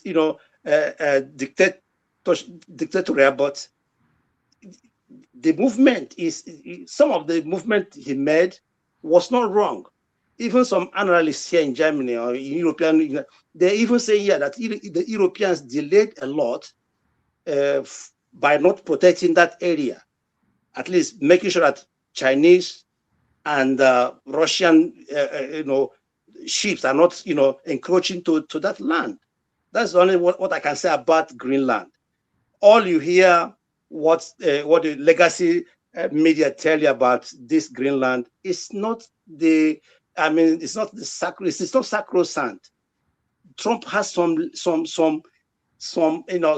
rights, when he was talking about Greenland. But I don't support him taking it militarily, but diplomatically they are reaching some consensus as we speak. And the Europeans are also they're waking up from their slumber, because these people, they sleep too long. The Canadian Prime Minister was talking. He was a governor, of Bank of England for how many years? He's a very corrupt person. When he was the governor of Bank of England, he saw how many Nigerians were looting money, bringing the money to England. What did he do? He did nothing. He was collecting the money from corrupt Nigerians, because he was almost 10 years the governor, the governor of Bank of England, Mr. Carney. So all these people you see, he now is trying to kind of confess we did. No, the Europeans, they are part of our problem, because they keep quiet, just like what is happening in Nigeria. If Trump didn't intervene, for European Union is for them. As long as you kill yourself, it doesn't matter. Let us get our gas, because they need African gas, mostly Nigerian gas, because during this Russian war, Russia has cut their gas almost 90%. So they need gas from Africa, and Nigeria is their best option. So whether we kill ourselves in Nigeria or not, they don't care. What they care is that oil and that gas. That's why they keep quiet while people are being murdered in Nigeria. Thank you. All right. Thank you, Mazi Para. Chim, you're next. Okay, so thank you, Rudolph. I just want to make an opening statement. One is we need to take off our pre-election hats and, try and be reasonable human beings. I don't have to always hate you because I didn't like your politics or I didn't support you. That's not what we're here for. This is not 2024 American general elections. That has nothing to do with what we're doing here. We're here to talk about world politics. Let me start with the Canadian Prime Minister. A little context about this man. Because people, you see, it's easy to just wake up and we praise somebody. McCartney, number one, is not a politician. McCartney had no interest in running for Prime Minister of Canada. But they were globalists. Call it conspiracy. We know when we mention global conspiracy. They were globalists who have worked with this man. This man has been a member of the globalist family, from confraternity, if I might use that word, running things. That's how, for someone who was saying he is the first non-British, listen, Canada is still a plantation of the British monarchy. Quote me, I live here. Canada is still a plantation of the British monarchy. I repeat again. So forget about what you see. This place is owned by Charlie's family. They do what they like quietly under the guise of a sovereign Canadian nation. Even the Americans know this. That's why, as proximous as Canada is to the US, Canada runs what? A parliamentary system of government. From where? From the UK. That's what? Who is our head of state? King Charles is the head of state of Canada. King Charles is not the head of state of the United States of America. People need to start putting two and two together when some of these things. Ask yourself questions. How is it that in this hemisphere, this particular nation so close to the US runs a parliamentary system of government? Please ask those questions. It's not just as straightforward as you see it. Now, the other thing is, McCartney was a huge failure when he was central bank governor of England. He put the British economy in where it is right now. Forget what you're saying. Anybody can see that. If you take your time and go and see his policies, you will understand that. So to come around suddenly now and he's speaking and everybody say, oh, what a global man, his speech is so high, blah, blah, blah. That guy is a hypocrite. I repeat that. Big one. This guy, they thought they were afraid of the guy who was giving Justin Trudeau a tough time and forced Justin Trudeau that his party turned on him and asked him to leave that seat. They knew they were going to lose the election and they were looking for who can we get. And that's why they ran back and told this guy, come, the world accepts you. Come and run for prime minister. That guy is not a politician, but he is the prime minister today. So that's fine. As for US and Greenland, listen, I'm not supporting Trump's rhetoric, but people make it look like, yeah, sorry, go ahead and say what you want to say. I didn't want to stop you, but I was thinking I wanted to know your view of what he said, not who said it. I mean, it's okay to. Well, I cannot separate. I can't separate who said something. I can't separate who said something from what you said. That's just me. I cannot. It must align. That's why I said his body language does not match his speech, because there were a lot of things he said in there that contradict the way he has been living and the kind of economic policies he has pushed while he was not a politician yet. He's been supportive of ripping off the so-called smaller nations he's talking about. He was working for all the big companies that AY mentioned. These people were ripping off even the Nigerians of this world. Suddenly today, now he is a political head. And now because he's seeing how tough it is to deal with this guy down south, he's now beginning to rally other. Listen, One of the things I have said the Canadians made a mistake in is this: how can you be a major steel manufacturing nation? You do not have, Canada is among of all the top 7G nations. Only one that does not have an a local automobile company. Only one. How did you get there? It's these same people who run these policies. Why we have to produce Ford is an American company, Chrysler is an American company, all those companies are American companies. None is Canadian, but they have huge manufacturing hubs in Oshawa, in Ontario, Canada. And then they manufacture, ship the thing back to US, and then we Canadians go back and buy those things for more exorbitant prices. It's people like McCartney that made those policies. McCartney, shortly before he became the prime minister, turned the headquarters of a major institution he was running and moved it to Washington. Today he's crying. How do you do those kinds of things?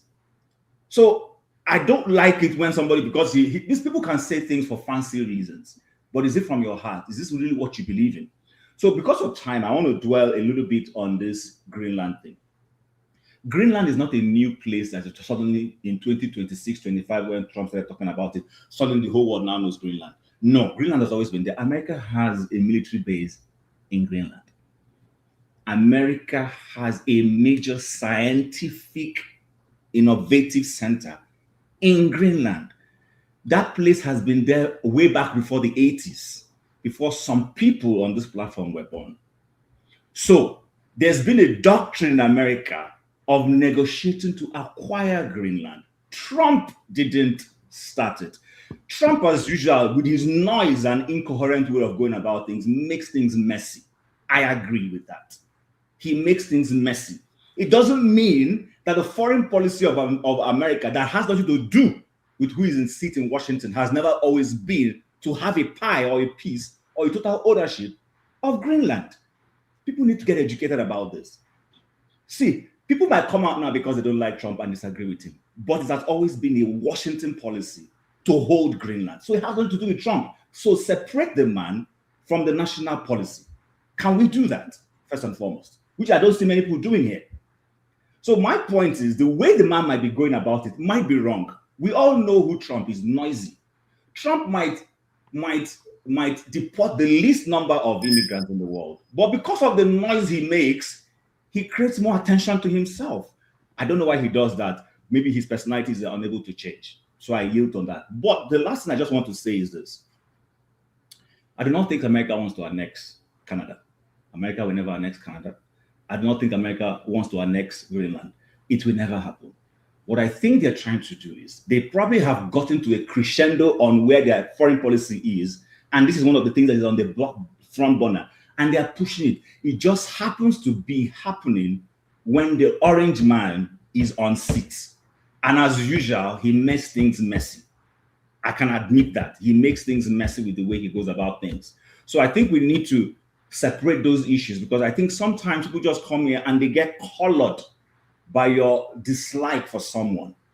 Separate issues. America has always had a military base there, and their interest in Greenland has always been uttermost, because they feel that's one area, if they don't protect properly, they will be at risk to Russia and now China.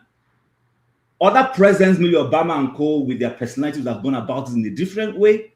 This guy is just a robust character. So that's what I want people to be able to separate these things and stop making it look about it's about Trump. It's not about Trump. It's not about Trump. It's about America. And those in foreign policy offices in the US, they know this better than you and I who are sitting here. Thanks. All right. Thank you, Chim. Maska, welcome to the show. Thank you for joining us.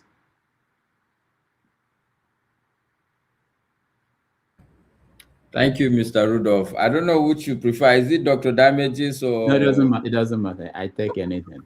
Mr. President. Anything you call me. You know, it's cool to address people properly. And I think it's important for us to know which you prefer. But we'll find out. Don't worry. We'll find out which one you prefer. I think you prefer Rudolph or Concord. Yeah, that's why that's the name in front of you. Yes. All right, yeah, a true African. All right, good evening, everybody. You know, I don't like this early part segment, but sometimes you can't help but join, you know. Also, it's a double whammy for me because I don't like talking about Western foreign policy. At my age, I think one thing is clear, that I think it's Canada said it, that if you are not on the table, then you're on the menu. Yeah. Okay, so this is what people like me have come to live with, you know. I don't think I will ever shake it out of my head that, you know, people sat somewhere and divided the continent I belong to with no reference to anybody from Africa, and they came and implemented it.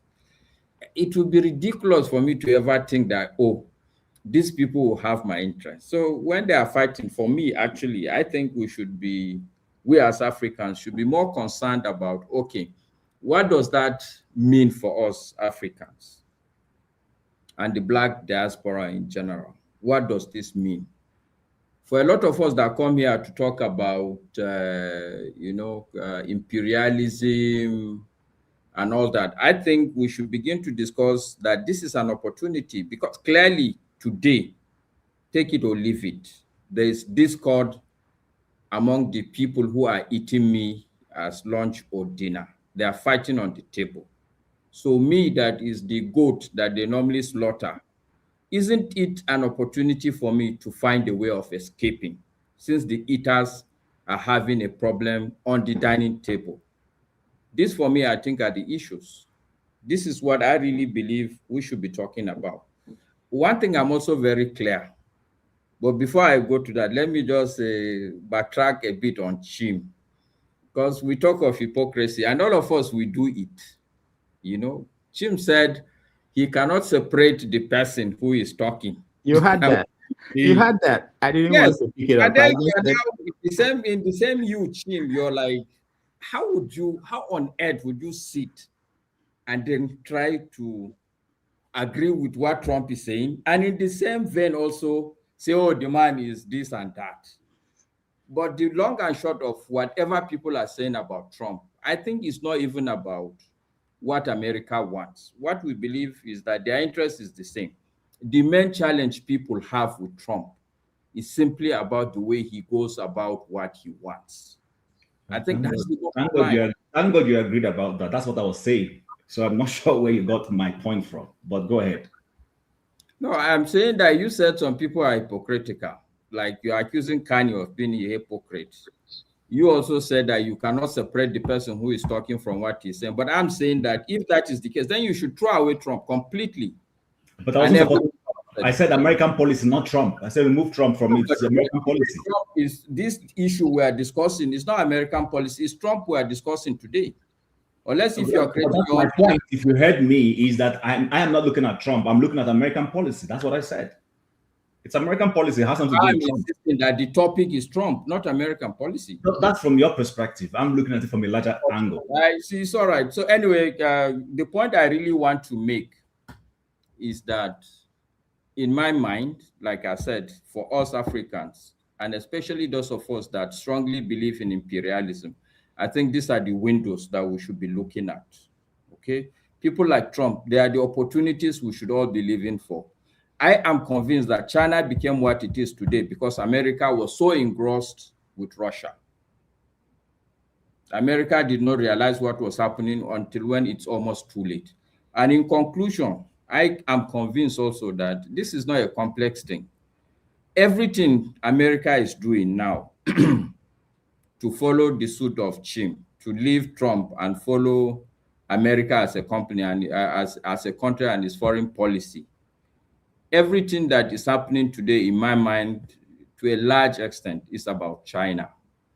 I'm convinced that Trump is really not interested in any security-related issue, but he knows also that China, as long as they will get all the input that they get, they will continue to forge ahead of America.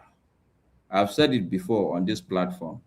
My understanding of America's policy is that they always want to be the dominant power. And in their mind, if they are not the dominant power, then they are just going back again to this same thing, is that if they are not the ones dictating things, then they are also technically speaking on the menu. This is the way they see it. So they would do everything that they can to make sure that every other country that is aspiring to be a superpower, they bring that country to its knees. And I think all this Greenland and everything is all about that.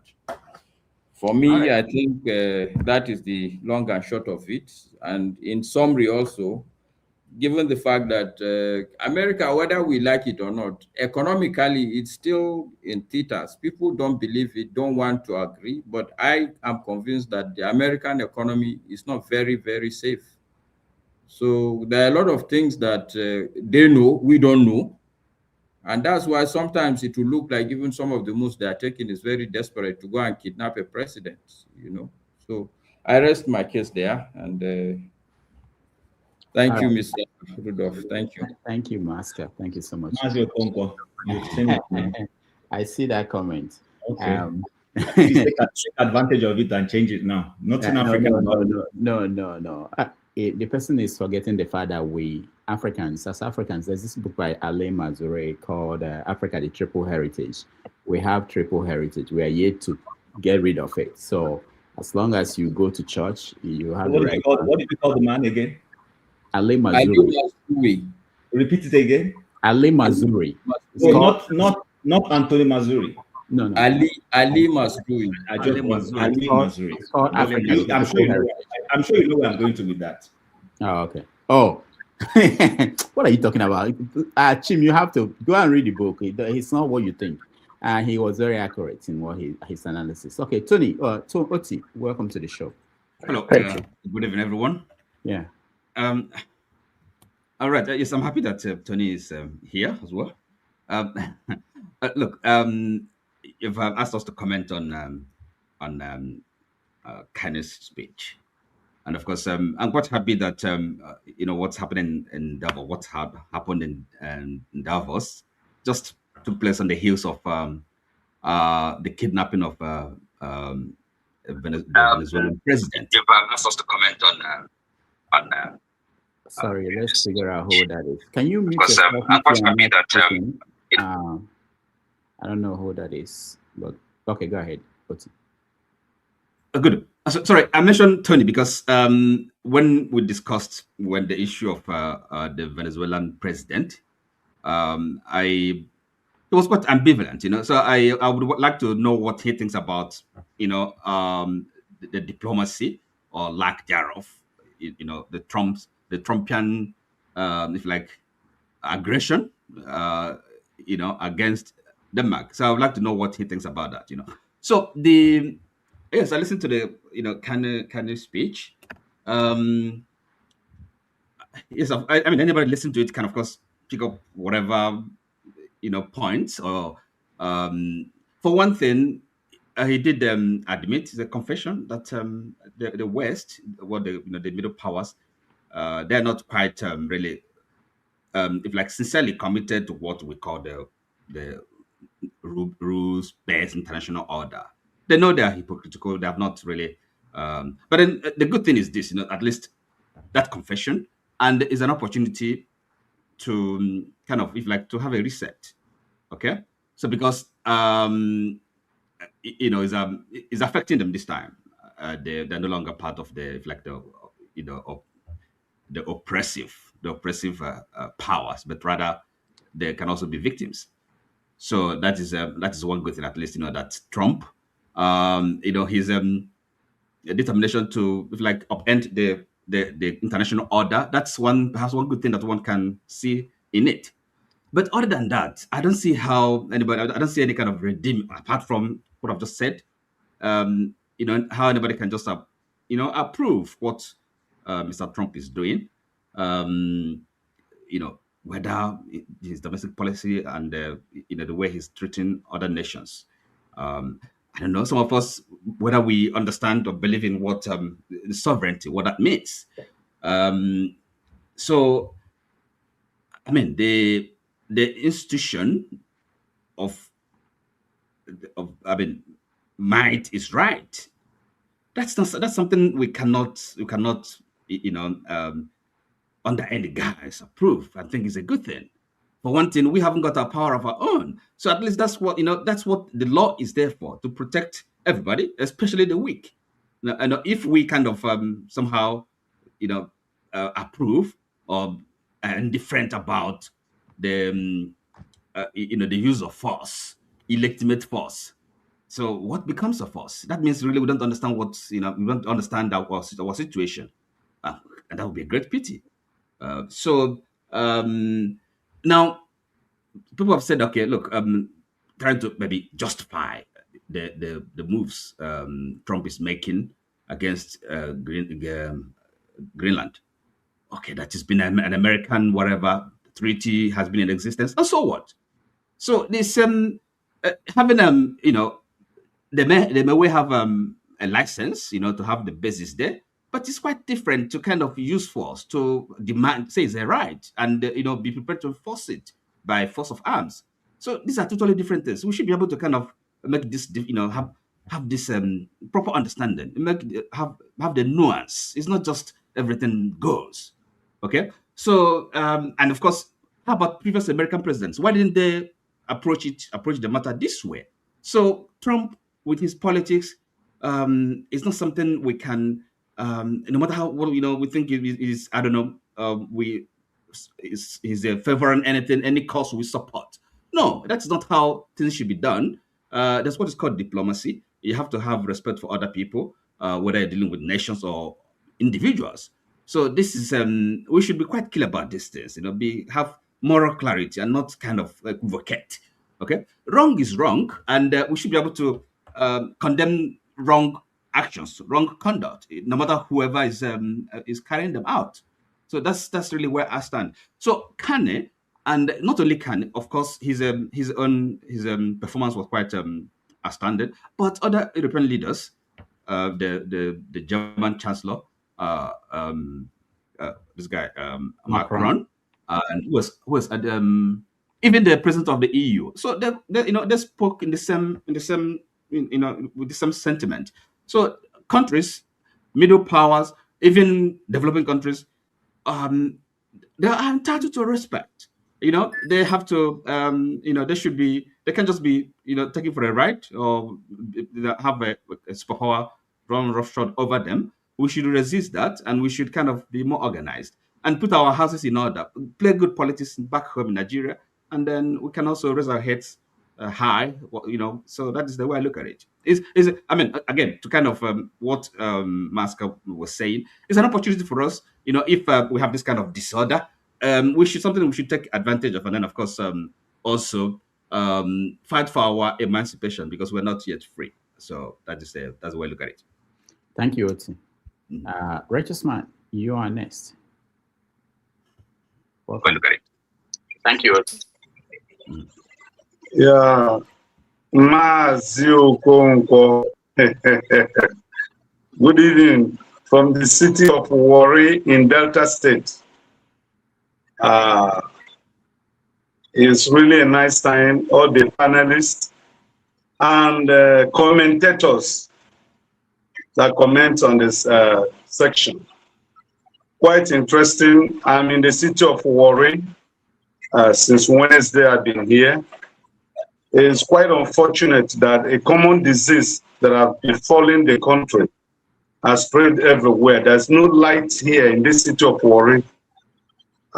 It's a terrible thing, The weather is absolutely hot. But life is going normal here. Any person you meet and interact with, I don't think that people are showing enough zeal for 2027 election. They are just kind of showing like a desperate attitude because they felt Obi betrayed them 2023, that they were waiting for him to give them a go-ahead order, and then they will settle the issue of this nation.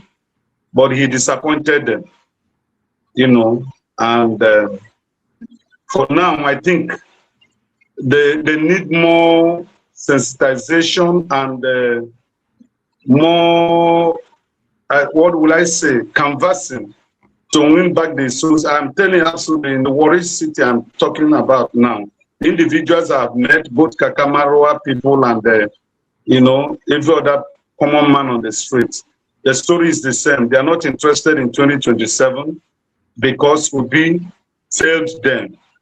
for him not to have allowed them to make sure that Nigeria change, as in allowing them to go on the street, at least, and sort it out with the government. But he prevented them. As much as they have prepared, he brought down their morale, and they're no longer ready to go to queue to vote for any person. You know, that's just the situation in Warri here. And I can tell you authoritatively that the governor that decamped, the people of Delta State did not decamp with him. Though the governor is doing a fantastic job, he's changing the face of Delta State in the area of road construction and some other infrastructures. But politically, the people of Delta State have not decamped with him. Nobody is happy with what the APC government is doing nationwide. And the bitterness, you can feel it. It's just like a sprinkle of water that is touching the body of everybody, you know. So it's a terrible thing. Nigerians are groaning. You can smell poverty in the streets. You can feel it in the life of people. I mean, in the city of Warri here. And Delta State, I think by federal allocation, they get the highest in the country. And if the citizens of Delta State that are here cannot feel part of that money in terms of their life style, in terms of what comes into their pockets, in terms of what they eat, what they wear, and what they could lay hands on and say, this is what we have achieved from January to December. Then you will use it to match what other states citizens are passing through in this APC regime. And they would openly tell you that APC regime is a failure, complete failure, you know. And one man I spoke with today was asking me, what was the reason behind the governor defecting to APC, when they know that PDP, Delta State is a PDP state, and come rain, sunshine, they are for PDP. But they voted for B because he brought a different message in terms of politics in Nigeria. That was why they queued behind him. But it disappointed them by not doing the right thing to allow them to be on the street.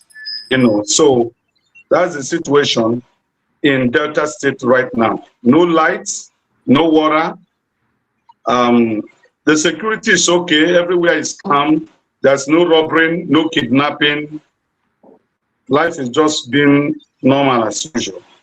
So Righteous Man, you spoke to people and they told you that. I wanted to know, they told you that it would be disappointed, and you said, yes, they were waiting for order from Obi to go on the streets, is that?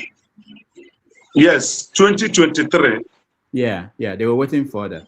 In Nepal Yes. and Madagascar, did they get order from opposition leaders to go on the street? You should have asked them that. I didn't ask them that, but what I sense is that our political awareness here and our tradition is quite different from those countries you have mentioned. It seems that those countries are more politically sensitized and civilized than here. You know, traditionally here, you wait for the elders to give you instruction before you can act. I think that was what the Nigerian youths were waiting for. Okay, thank you. Let's go to Tony. Tony, welcome. Oh, I think you were here before, no? Yes. Did you speak on this topic? Yeah, I listened briefly. I listened briefly. There are a few things that I heard. So I don't know. I probably would like to comment on Greenland and my state, which Righteous Man talked about. But before I start, if you allow me, greetings everyone, those platform and those viewers. So Damages, greetings too. Thank you. I finished reading your book. I have a question for you. Most interesting for me is the poem on I think page 53 and so on. But we have time to talk about it. That. We have a show on that. So I will announce that it's coming up soon, you know. Okay. So, Okay. Yeah. Let me start with Delta State. I had a few things that Righteous Man said. Let me welcome him to my state. I don't think that if you take a census of the views of Delta people about Obi, that you can, I don't know how you reach that conclusion that they are disappointed with Obi. I think that's just mere sentiment. They are not disappointed with Obi. And I can tell you if Obi runs, they still vote for Obi. Yeah, at least I can, for the Anyoma area, I can tell you 100% that APC or PDP are just wasting their time. Our senator has moved to APC. We know that he didn't win. And you can see so many issues that are surrounding him. And if he dare tries to come back again, he's going to fail. The guy who represents us in the House of Rep is LP. The Senate election 2023 was won actually by LP, but somewhere along, one of the local governments, it was manipulated. So that's how Moko went in there. But we'll deal with him at the fullness of time. Yes, PDP. Delta State used to be predominantly PDP, but I think that has changed now. I think if it wasn't for the manipulations that followed the presidential election, the governorship would have gone to Labour Party. Because even Boriwari, who is the governor, was claiming to be obedient. He did claim to be obedient. And in spite of the fact that Ifeanyi Okowa, former governor, ran with Atiku, he failed woefully. And we have a case against him because he stole our money. It's just that APC has provided an umbrella, if you steal money and go to APC, your sins are forgiven. But we will settle that issue with him. And then let me also say that what other issue about Delta? Okay, Tony, so your much network is getting a little bit blurry. It's breaking. Oh, is it breaking? Yeah. Can you hear me? Can you hear me now? I heard you. Yeah, better a little bit. Okay. Paul is there. So Paul is my brother from Delta, so I think he also can substantiate some of the things I'm talking about. I think there's a problem that in Delta State currently, because the leader used to be Omo Agege. Now that it looks like the governor has crossed over to PDP with some of his people, the governor only has one vote. When the time comes, we know who we're going to vote for. But there's a problem that has created, because as you know, the governor is the 001, as they would say, and that puts Omo Agege in a quandary. So that issue at the appropriate time is going to cause a problem, because there's going to be an implosion. That's what I see. And not just in Delta, in so many other states, because there's a problem that it has created by that sudden migration of people. But we know that they just want to protect their, for those of them who are running for a second term, they know they don't want to have a problem with Abuja, because if you are not there, it's either you speak like Mwambafo in Anambra, or you just move in. But we know that some of them, their hearts and soul are not with APC. They're just there to make sure that when they run, they get a second term. But that again, I can say we'll deal with. But quickly, let me go to Greenland. I listened to Chim, and I think Chim is correct in saying that the US has a base in Greenland. Yes, that's been long-standing. There was an agreement in 1959 between America and Denmark.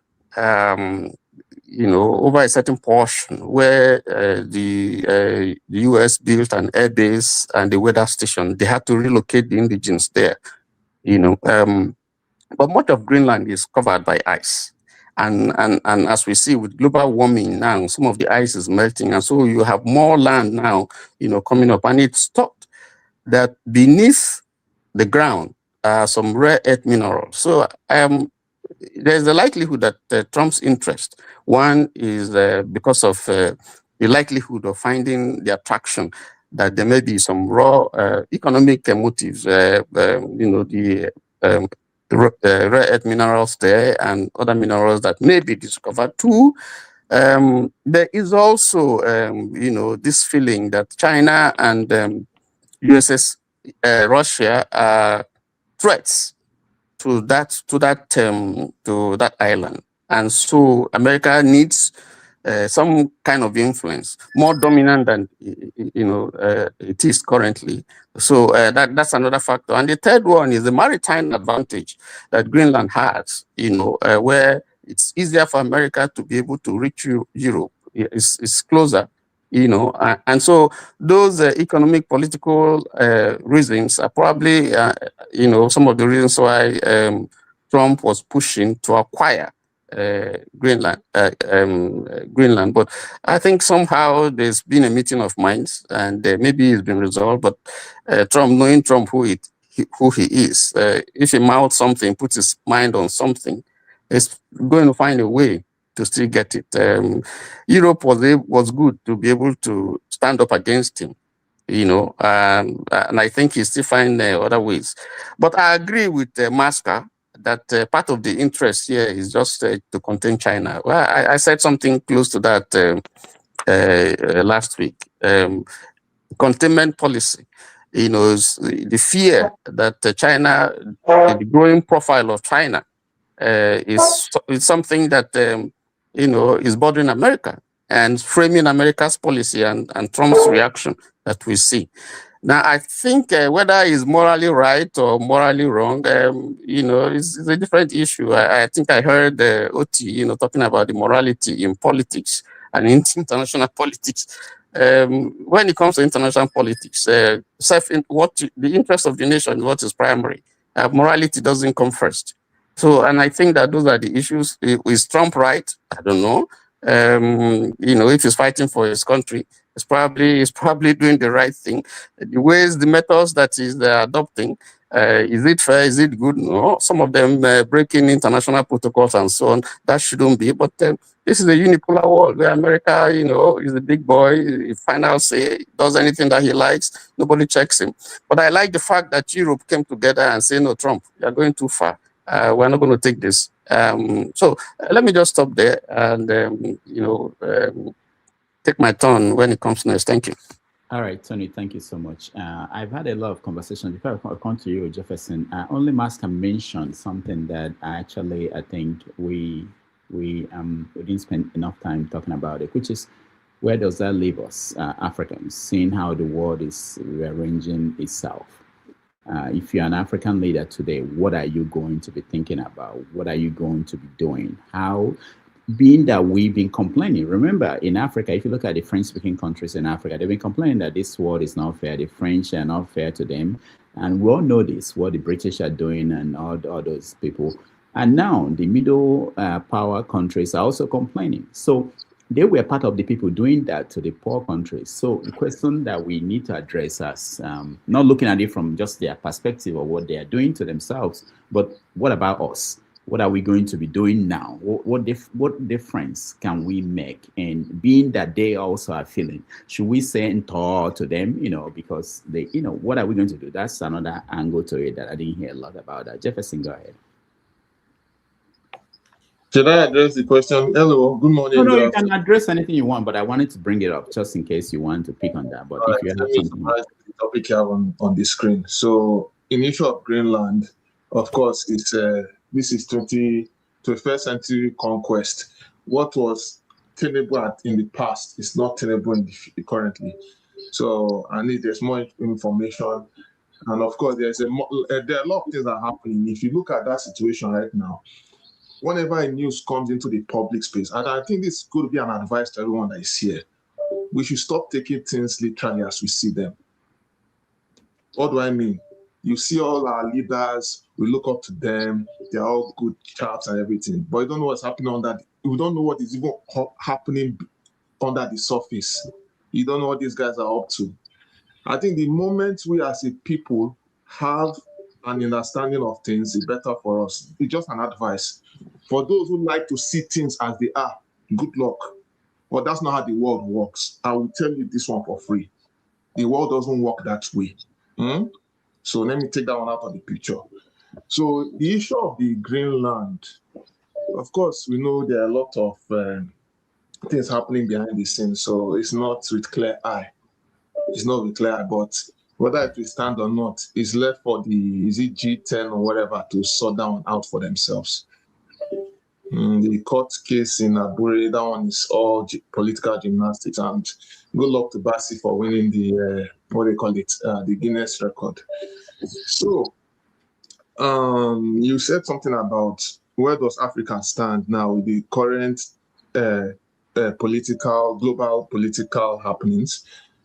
I would say that the same cognition that God gave everyone else. Look, every human being is sovereign in their own self, right? We have the ability to reason, to think for ourselves. So I believe we can do things differently as a people. We should know what I mean is that we should stop looking at things, the context of politics through the lens of other people. For instance, I'll give you a practical example. For the fact that America and Europe is undergoing recession doesn't mean that Nigeria should undergo recession. What is the metrics for doing that? I don't know if you get what I'm trying to say, because what is working for them is not the same that should work for us. We can innovate ways to make ourselves self-sufficient. You understand? Address policies. You know, like it's obvious that Nigeria is not a poor country, but it has been the issue of bad leadership. We have a very good weather. We have, everything's supposed to be all right. But of course, we are in constant state of conflict, because either the North does not agree with the South, or the South does not agree with the North, or even within the South we are disjointed. We are disjointed continuously on a continuous basis. I think some people was mentioning about Warri. Funny enough, I grew up in Warri, and I know what I saw there. Whatever the situation is today, somehow, whatever the situation they are facing today, somehow they're the ones that caused it, unfortunately, because a situation where you cannot come together and work out differences and say I can build your state forward, or move your state forward. Of course, it's just adding layer upon layer upon layer of trouble here and there, and that is the situation we see. If you can in the Nigeria of today, you can only count just one or few cities out of how many cities that are viable, and that's because the other people who are local government chairmen, representatives, governors, and all of you, most of them don't even believe they can turn their state around. Only few people putting pressure on other guys to work. Of course, we all know that our presidency is nothing to write home about, of which, if they can do things differently, we will all be happy. So what I'm trying to say in a nutshell is that we have the ability to do the right thing. This is not rocket science. Even other countries, other African countries are reforming. They are trying to do things differently. I think we have been taking the title of Giant of Africa. We have been riding on that title for years, but we are not seeing anything out of it. This thing should call for questioning that all these leaders that are presented, they should call themselves to order and say, look, why don't we do things differently? But unfortunately, we all know how it goes. The leaders are not interested. Instead, they only think of their political interest of how they would conquer in the next election. So, and until we change that narrative, and then, of course, finally, until we, the citizens, say no, we should not always be dancing towards carrots. Unfortunately, these are political representatives that are ruling us. Once in a while, when they remember, they'll bring bag of rice, they bring all manner of enticing gifts to the vulnerable, and they jump to it and forget what is in front of, and we always forget what is in front of us. So I believe we can do things differently. Anyway, that's all I have from my end. Thank you. All right, thank you, Jefferson. We appreciate you. The last person that will speak on this is Dexter. But before he does that, let me just point out that tomorrow on 90 Minutes Africa, we have cartoonists. Yes, we are going in all directions. Everybody will be part of the conversation we are having here every week. So, but we have on 90 Minutes Africa tomorrow, Mike Asuko. Mike Asuko is editorial cartoonist. Most of you must have seen his cartoons. He's one of the best in Nigeria, and he will be here to talk about the place of satire in times of national emergency. There are many pictures that I'm sure you have seen that you may not know that they came from him. I'll show you some of them. He's very good in terms of interpretation of what is going on in the country, simply using images to explain them to us. So he will join us tomorrow at 12:30 p.m. New York time and 6:30 in Nigeria. Hopefully we won't have a power outage here in New York tomorrow because we'll be under the snow. But if everything goes well, we'll be live tomorrow with Mike Asoko. And if you can join us, we will appreciate that. All right. So let's go to Masca. And in America, that first picture, this one will get him canceled because of how graphic it is. Oh, is it? That's interesting. I didn't know that would happen. But anyway, let's go to Dexter. You are next on this topic. Yeah, thank you, Dr. Damage. I've been following behind the scenes. Good morning, good afternoon, good evening to everybody. I don't want to dwell too much on other people's business, really, because other people's business, I can't really. What I can't change, I shouldn't dwell too much on it. You know, I should dwell more on the things I can change. What I find interesting, I think I listened to, is it Edmond Obilo? I listened to someone that came on his show, and what the person was saying was that if Trump is worried about Christians, if he really cares about Christians in Nigeria, why doesn't he give 1 million of them asylum? And I find that very disingenuous. You know, that one of the biggest problems we have as Black people, is that it seems our way of thinking is a little bit very primitive. You understand? Like, so the biggest impediment to democracy in Africa is actually not the leaders. The biggest impediment to the benefits of democracy in Africa is actually not the leaders, it's actually the people. The people who are not, so you have more like it's 90-10. So you have 90% of the people who actually don't even know the tenets, don't even know what they should demand for. Who the value system is very poor, so they can't even make good choices. So the solution is for Trump to ship out. So you're having people who are being cleansed from their lands. And you're not saying that the solution is ship them out and let the insurgents just take over. You know, and I found that, and that person that was giving that advice was an elderly man. That's why I say there's a generation in Nigeria that is completely lost. Sorry, that guy is a professor that guy is a professor.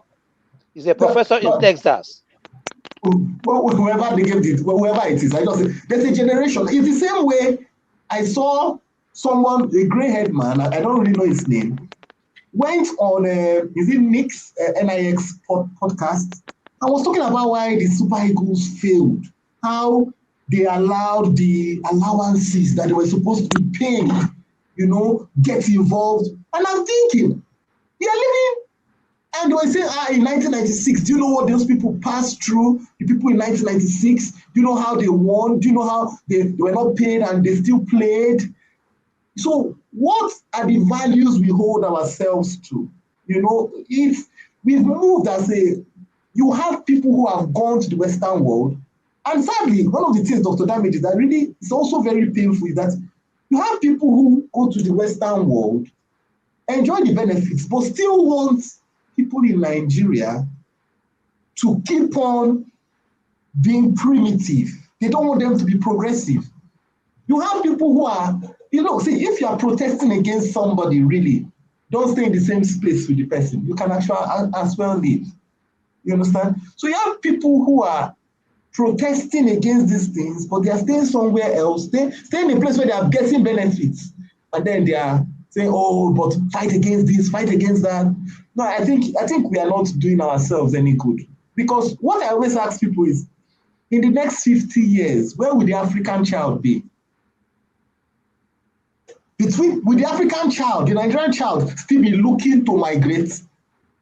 In the next 50 years, what will be fashionable for the African child, for the Nigerian child? Will he be migrating to the US, migrating to the UK, migrating to Sweden? Would that be his lot? And the only way to determine that is, what are we doing now? Because 20, 30 years from now, children that are 10 will want to make progress in their lives. What will be their lot? What is it that we have done and placed for them? Are they going to stay there? Do you think that they want to stay back in Nigeria? Don't you think they deserve a good life? Some of us are staying in places, you come back home, you put on the lights, it comes on. You turn the water, it comes on. But you have people in Nigeria that are scooping water from the well. I show speed came to and how to show you what we are investing in. You get the feel of how we are in Nigeria. I show speed came to Nigeria. What did he come to do? He came to show the culture of Africa.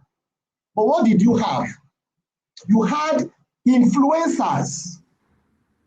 The largest streamer, youngest streamer in Africa or in Nigeria, I don't even know whether it's largest in Africa, chasing I show speed to, let's do collaboration.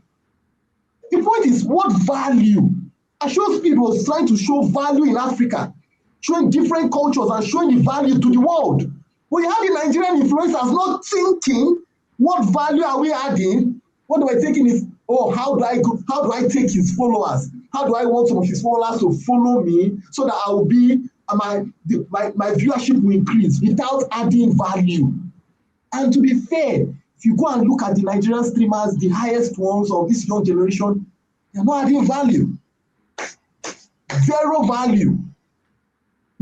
They are adding there's no value in their content.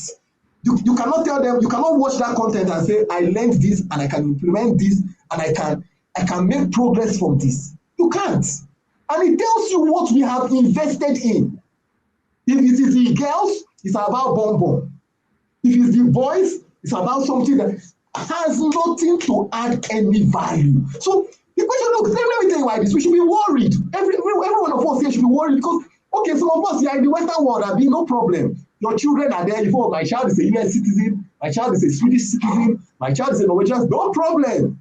Oh, so they will be one day when those people tell your children go back home, where will they go to? You think it can happen? Trump has just showed us that a leader can come up, whichever country in the world you are, and tells you, look, everybody that gains citizenship from this time down, and don't forget they have records. Please, we are overpopulated. Go back to look. Anthony Joshua had an accident. He finished a fight with Logan Paul. And which flag did Anthony Joshua fly? The Nigerian flag. They asked him, why are you flying Nigerian flag? Why are you not flying the British flag? You are British. He said, no, I'm from Nigeria. I'm Nigerian first.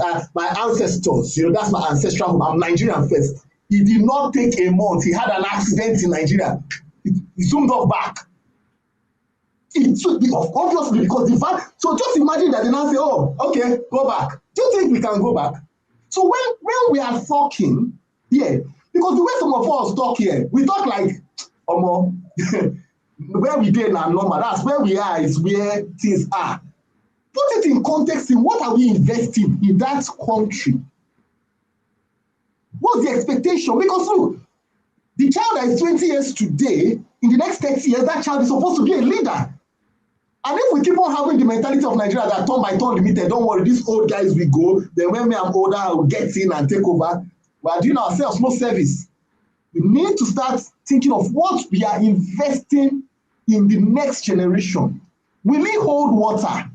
Will it stand? Or the next generation of kids that will come out from Nigeria will look like 90%, it's only righteous man I can say, 90% of people that come on this platform are speaking from outside the nation. The next 20 years, what will the children that will be in their peak, what will they be looking to do? Need to migrate or to look for asylum? Maska, sorry, sorry, Maska, sorry, yes. That's why I say 90%, yeah. Dr. Damages, that is my heart cry. Okay? It is what are we, because we can talk of Trump, look, we can talk about Greece, we can talk about the geopolitics. Look, tomorrow, like forefathers wants Nigeria to become a world power. Just imagine, hypothetically, Nigeria becomes a world power. Someone like forefathers, don't you think he will start looking at Equatorial Guinea, like all those countries around Sao Tome and Principe? You say, Sao Tome and Principe, you are our national security. We need to send a frigate there. Our national security is threatened. Oh yeah, we need to annex Sao Tome and Principe. Yes, it is possible. Let us know. You are saying no now. Master, sorry, sorry. I hope Mr. Rudolph, I can push back. No issue. Yeah. Go ahead. I'm old enough to know from the history of their country. This thing you're saying is completely off the table. I know what Nigeria have done for a lot of countries.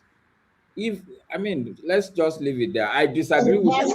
Maska, that's why I said hypothetically. Imagine you are saying what Nigeria has done. It takes one leader to come up and look at things and say, you are saying no. It's one leader that will come up and say, look, our national interest is being threatened. We need to look, Maska. China is creating islands so that they can.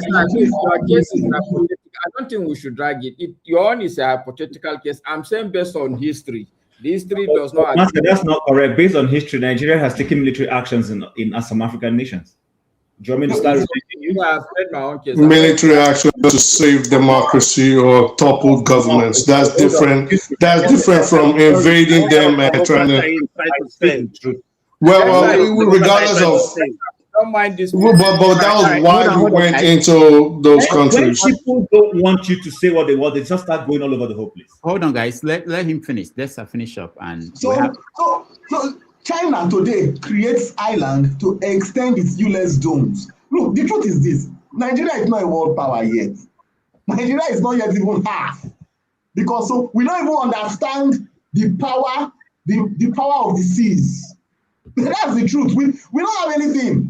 We have, look, do you know that even fishing, do you know the great extent European countries to extend their EEZ zones so that their fishing trawlers can have access to the tuna and all kinds of fish, mackerel that they want to get. Does the Nigerian government know the species of fishes that reside within 500 meters of our shores? Look, we are not yet an economic hub. We don't even understand the impact of having a shoreline. Thank you, Dr. Damages. All right. Dr. Damages. Can I just quickly say something, please, if you don't mind, please? Okay, 1 minute, because we have to take a break and come back for rent. We have like 30 minutes. Thank you very much. So, Bassey, the United Nations ruled that Bassey should be handed over to Cameroon. Abacha refused. Abacha sent troops there, removed the gendarmerie flag, Cameroonian flag, and hoisted ours, and said the Cameroonians should move back. It happened in my era, in our era, if we're all following politics. That was going against rule-based order. But it was national interest for Abacha. And we pushed Cameroon backwards. It happened in this lifetime. So what I'm saying is, I'm not saying Nigeria. Listen, if Nigeria had finish making my point. You only want to make your point. You can go ahead and make it. I won't interfere. The point I'm just trying to make is, if Nigeria is being responsible and grows and is sound and responsible in Africa, if we had a leader that wants to annex any part of Africa for whatever reason, we will be able to do it. Let's not delude ourselves. In international politics, if you have might, you control your hemisphere. And at some point, we did that responsibly as a nation. But let's not think if we have a rogue leader that has rogue interest, that Nigeria cannot become a rogue national, sub-national political force. It's possible. Let's always think that.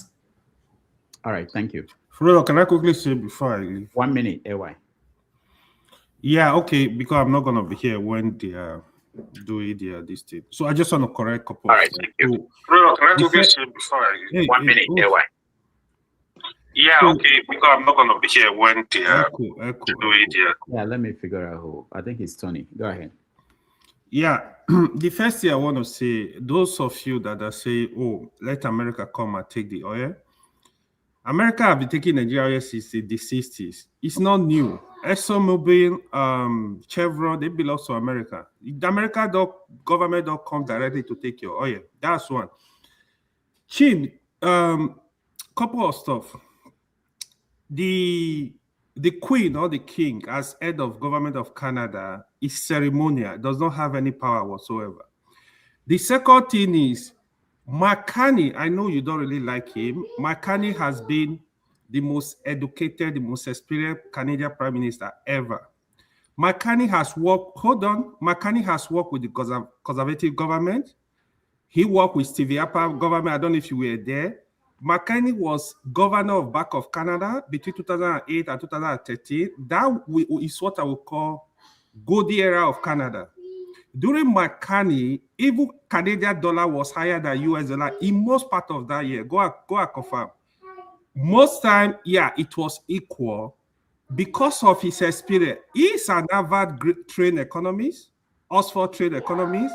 Because of his experience, he was the first non-British citizen that became governor of Bank of England for 8 years. So, like you said, I want to, like you said, if you don't like somebody, does not mean you should discard them. McCartney is very experienced. Trust me, he's gonna change the face of Canada, and he's doing that. I just want to point that to you. What you said, like, oh, he's not a politician, does not make any sense. The guy that was contesting with McCartney lacked experience. He lacked proper education. I'm actually surprised there you go to Nigeria, you will say, no, we don't need politicians. I'm surprised. Please, let's say in one place. You are approving Trump where McCartney is standing is actually, I don't know what to say. One person was saying that he's corrupt. He was allowing Nigeria to bring money. Is he a policeman? You want him to, man, guys, please, let's stay on point. You can't compare Trump with McCartney. They are not. It's not a match for McCartney. Thank you. Rudolph, before you go, McCartney renounces his British and Irish citizenship in early 2025. I live in Canada. You don't live in Canada. No. Before he became, early 2025. Before he became governor of my goodness, you're just contradicting yourself. Tim, hold on. I'm not contradicting myself. Before he became governor of Bank of England, he was not a British citizen. Fact check me right now. He was not a British citizen. Fact check me right now. We have all the information there. When did he become central bank governor of the UK? Between 2013 and 2020. All right, we have to. I have all this. Come back. Doctor, please give me 30 seconds, please. I just need 30 seconds, please. Okay, Paul, go ahead. Doctor, see, I like what Dexter said and every other thing, but sometimes opportunity. I said something last week. I said we are not very educated people in Nigeria like we think we are. We are good managers. We know how to manage people's business, but we are not educated people in the sense that where we know what we are lacking, how do we go about it? We still don't have that road plan, that road map, I mean to say, and these are the things that is affecting us. For example, Atlanta is a city. I'm not talking the state of Georgia. Atlanta as a city is richer than the old southern state. Atlanta is richer than Alabama as a state, richer than Missouri, Mississippi as a state. Everybody goes there because of things are working there. These are the same thing. The Italians who come to America, when Italy were doing bad, they try to keep their culture. Over time, they lose it. They forget about it. They moved on because Italy did not do well. But when Italy started doing well, some of them started coming back again and take pride. I'm an Italian. and they don't even know how to speak Italian. You understand? Because many years, Italy also failed them as a people. So these are the things that we are going through now. Over time, when Nigerians do well, my children, my grandchildren will take pride again and say, I'm in Nigeria. But because today Nigeria is failing us, so sometimes let's not beat ourselves too hard. When the system is not conducive enough for business to strive, for things to work, people tend to leave. You understand? And every other thing. Very many of us have tried several things in Nigeria. It didn't work for us. You understand? But when Nigeria put things in proper perspective, I strongly believe things are going to work. And all these things that will beat ourselves too hard to say, oh, you are here, you are just criticizing. All of us here, we are here in the West, we are here in the West. The Americans, they come to my village where no light, mosquito and everything, and they will not go, even when they are coming from a comfort zone. That's a lie. That tell you that, which means that place may be comfortable for them. Like here is comfortable for me, but when the Americans come back home, they criticize Nigeria. So when we also stay here, we do the same thing too. We criticize the Americans, and sometimes we try to talk things that can also favor us. So if I talk things about Nigeria, people beat me hard. You are just there in America saying all those things. But if I also in America again, also criticize America again, people still beat me very hard again. Say, why don't you go back home? America is everywhere. Places that America have not been, I can bet you many of all those countries don't even have problems. It is where they go. That's where they start having problems. All right. Thank you, Paul. We are going to take a break. When we come back, we are going to do the rants. We have about 20 minutes left for this show. And the winner of the rants, we get a copy, signed copy of my book. So we have a few copies that were bought by Tope and Show that we are going to give out on this show starting next week. But for today, we're going to give out one copy to whoever won, if we agree on the winner. So you guys are watching with votes on who won the round. Those of us that are in Nigeria, you people should parcel one copy. I'm not the one deciding this. No, I have bigger people behind me who are telling me what to say. You want to see the earpiece where they're telling me what to say. So the person that will win will get a signed copy of the book. So let's take a break. We'll be right back with rants.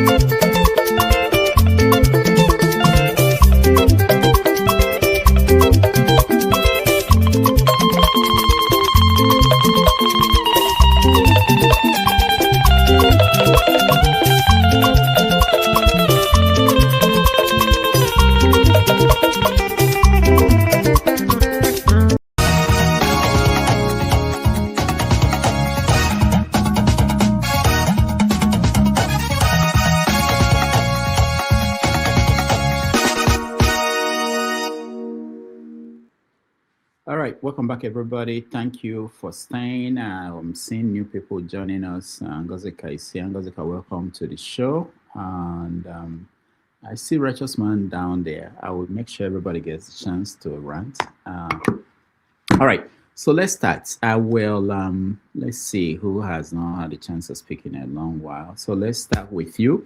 Forefathers interference. You're first. You have 2 minutes to rant on any topic.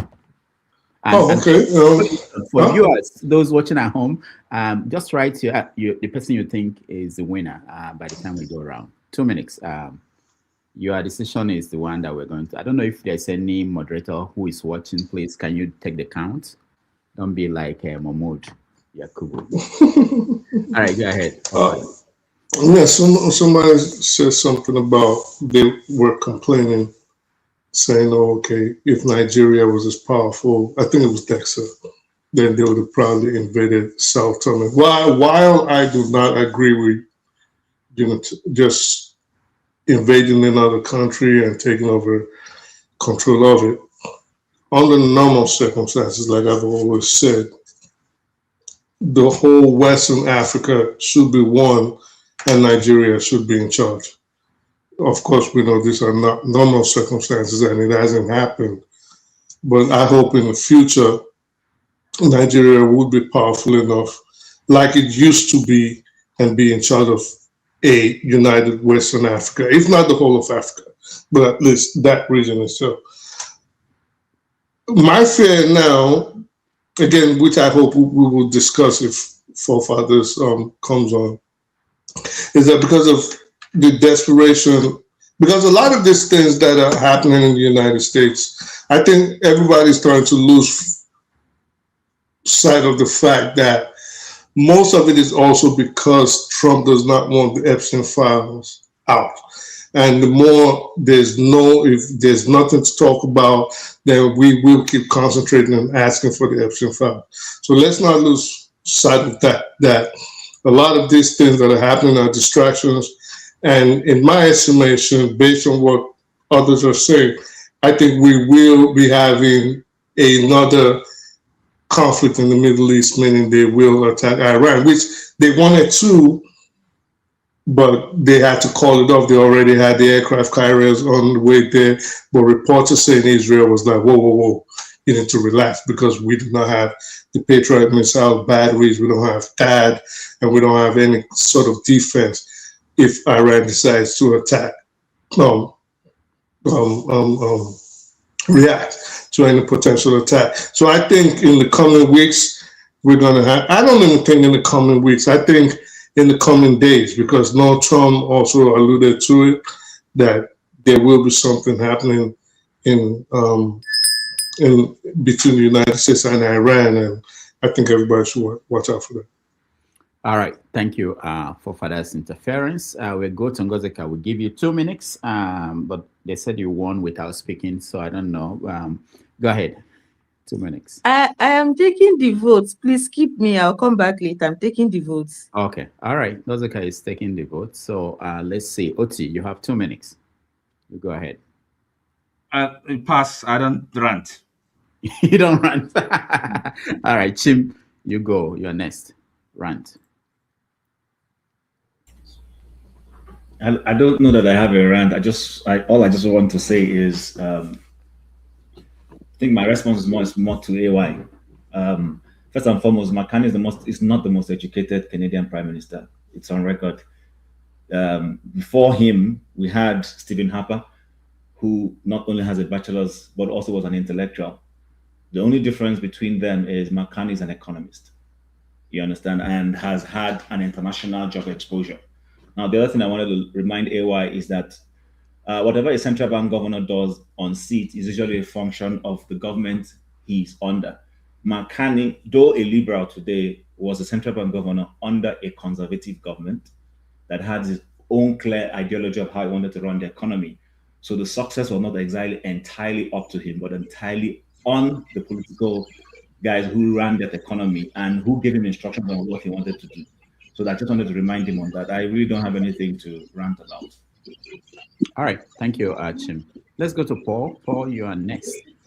Yeah, I've touched in McCartney's small a little bit and everything. Why McCartney won the election is simple because person that is contested with was almost a MAGA. It was a puppet to Trump, and America don't like it. And Canadians don't like it. And I think it was good for Canada because if he had won over McCartney, and when Trump entered power, started talking all these things that Canadian will be the 54th state, Canadian will probably be begging, and it would have been tough and hard on Canadian, even when the people don't want it. Like the people of Greenland said, we don't want to be America. Keep your $100,000.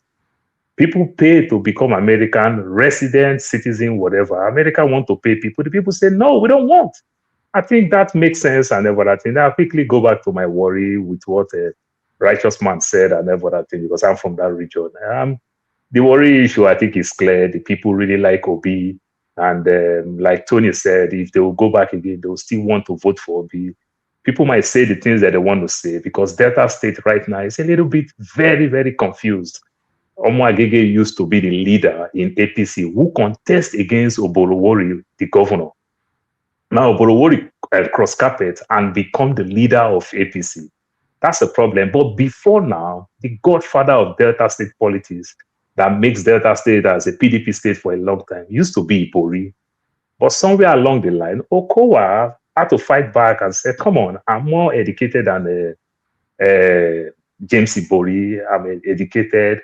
I was a local government senator, commissioner, senator, and a governor, and everything. So why would I stood so low for Ibori? Ibori has enjoyed so much. Ibori literally make the former governor, I forgot his name, the one after Ibori, I forgot his name now, literally make him, and at the same time also make Okowa. So Okowa fight back and everything.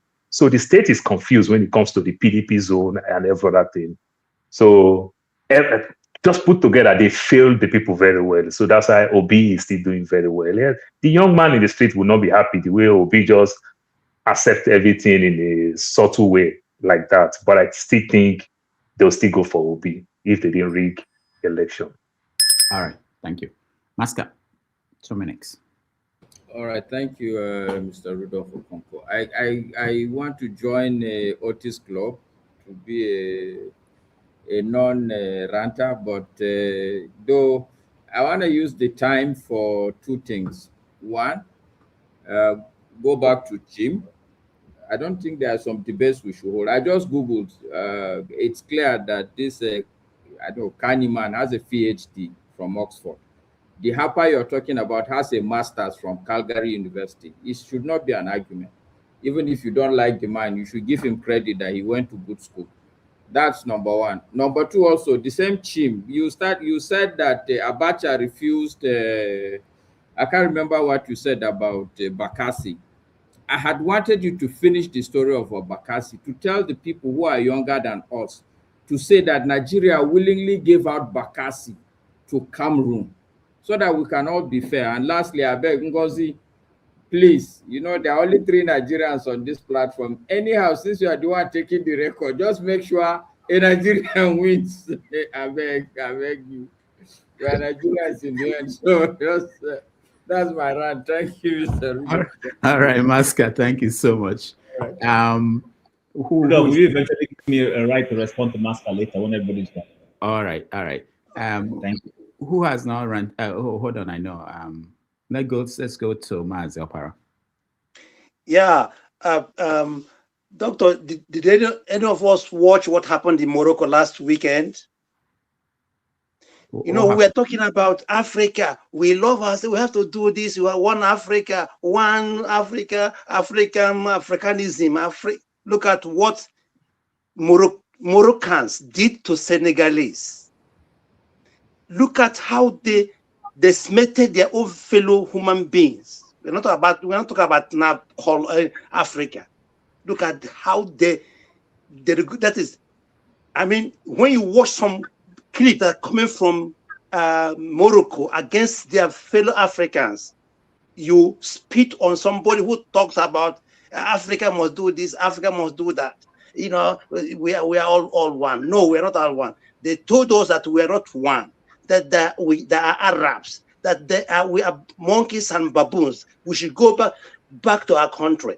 And after the march, go to the street of Morocco, how they are arresting black people like you and me in the same Africa. And we are here talking about one Africa. Look, today, go to South Africa.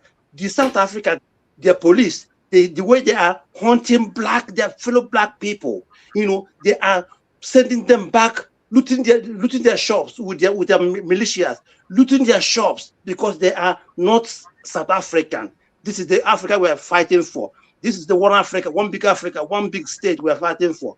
I mean, it's a sad one. Finally, did you anyone of you see Wike, Ganduje, Peter, all of them in London with their children graduation, right? And these are the people that they call you one night, yeah, we love Nigeria, Nigeria must be this and that. But look at, they can't even train their children in Nigeria. They train their children in America, in England, with public fund. Shame. All right, thank you, Mazapara. Righteous Man, you have 2 minutes.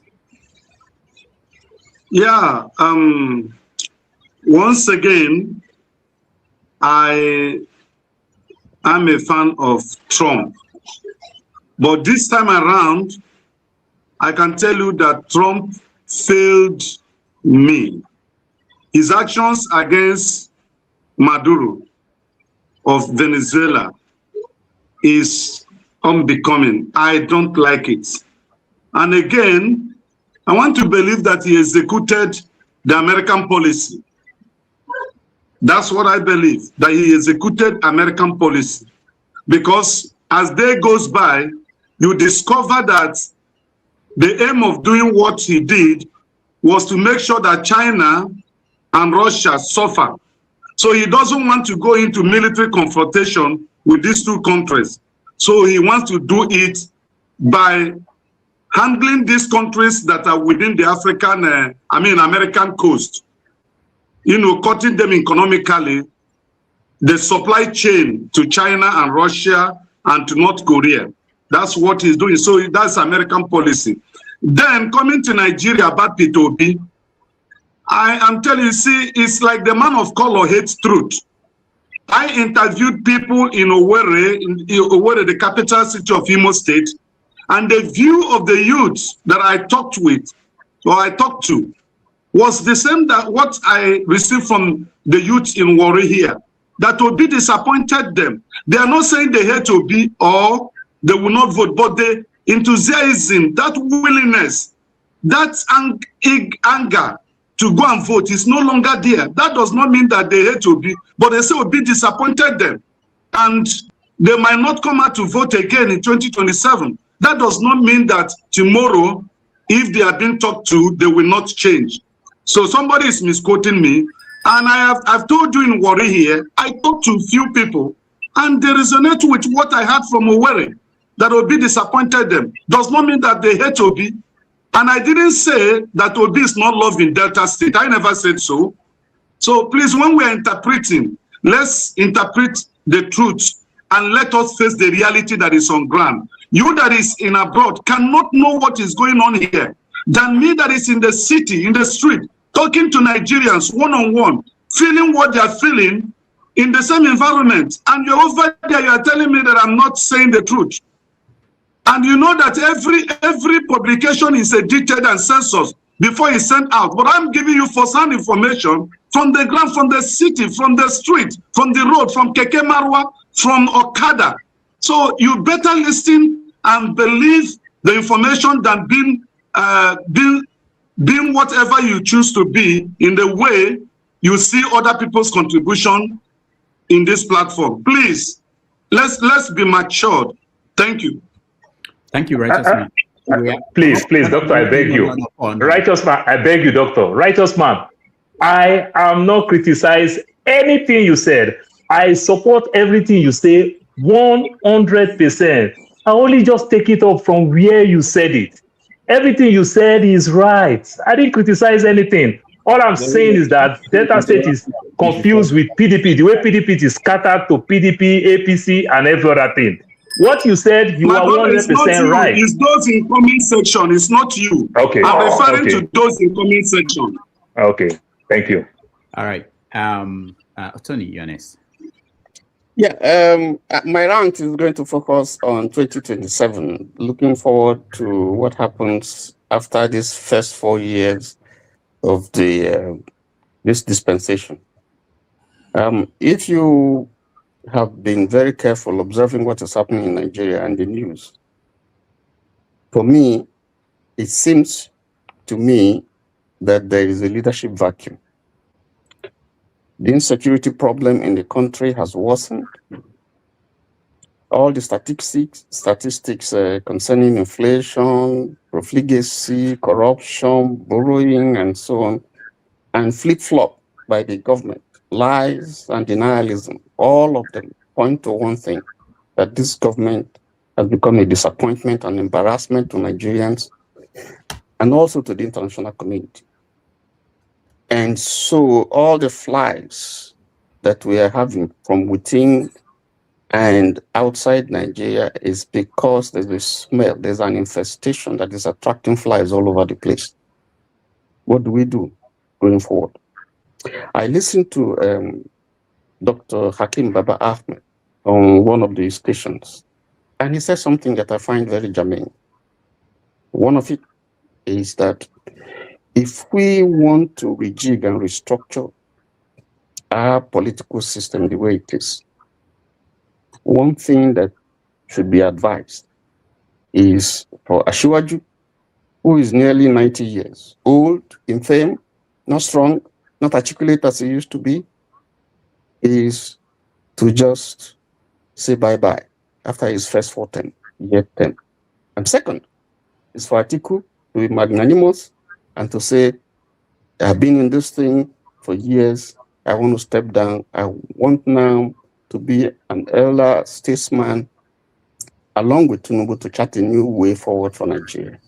We need new blood, we need new initiative, we need people who have vision, we need people who are strategic to be able to deal with the problems, the myriad of problems that is facing Nigeria today. With Atiku and Tinubu in the saddle, I don't think there's a way. So and I agree with that. And I think that even though they have a constitutional right to run for office, I think in the greater interest of Nigerians, I think the two of them should stay away and let us chart a new way forward for our country. Thank you. All right. Thank you, Tony. Let's go to Dexter. Dexter, go ahead. Yeah, thank you, Dr. Damages. Just first of all, I heard somebody here say something like the whole of West Africa should be one country. Africa, I told you that a leader can come up and say he wants to annex Sao Tome. You were arguing with me.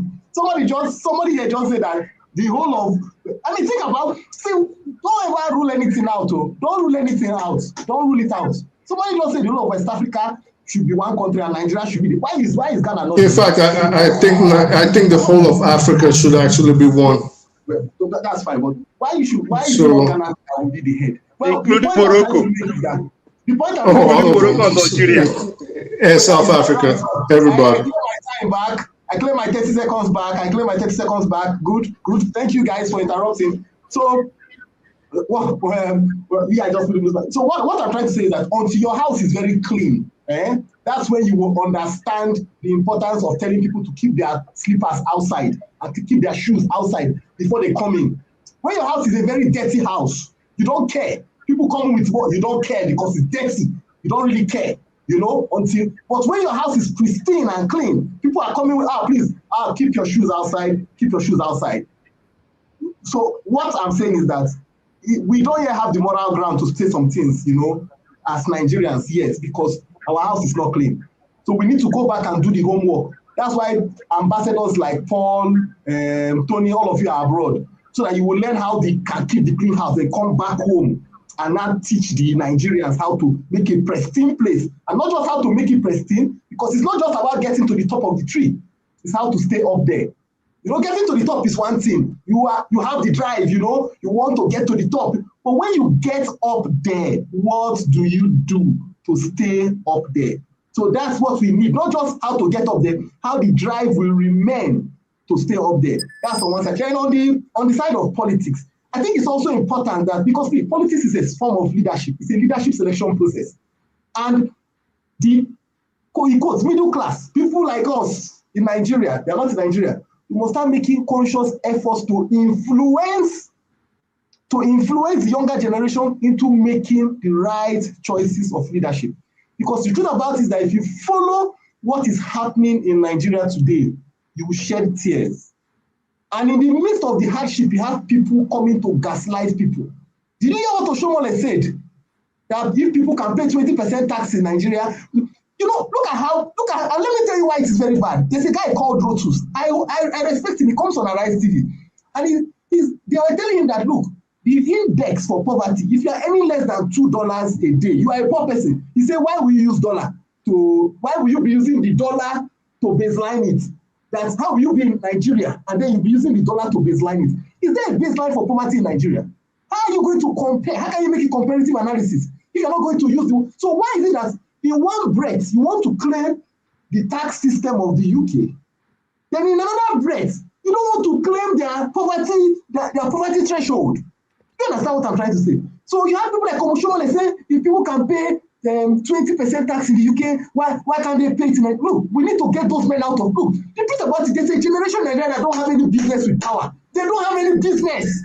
50 years and look, I don't want to, it's not all of them, but there's a generation that their minds have been so bastardized that they do, you know, Oshomoles of this will have no business. And people like us must make sure they don't get there.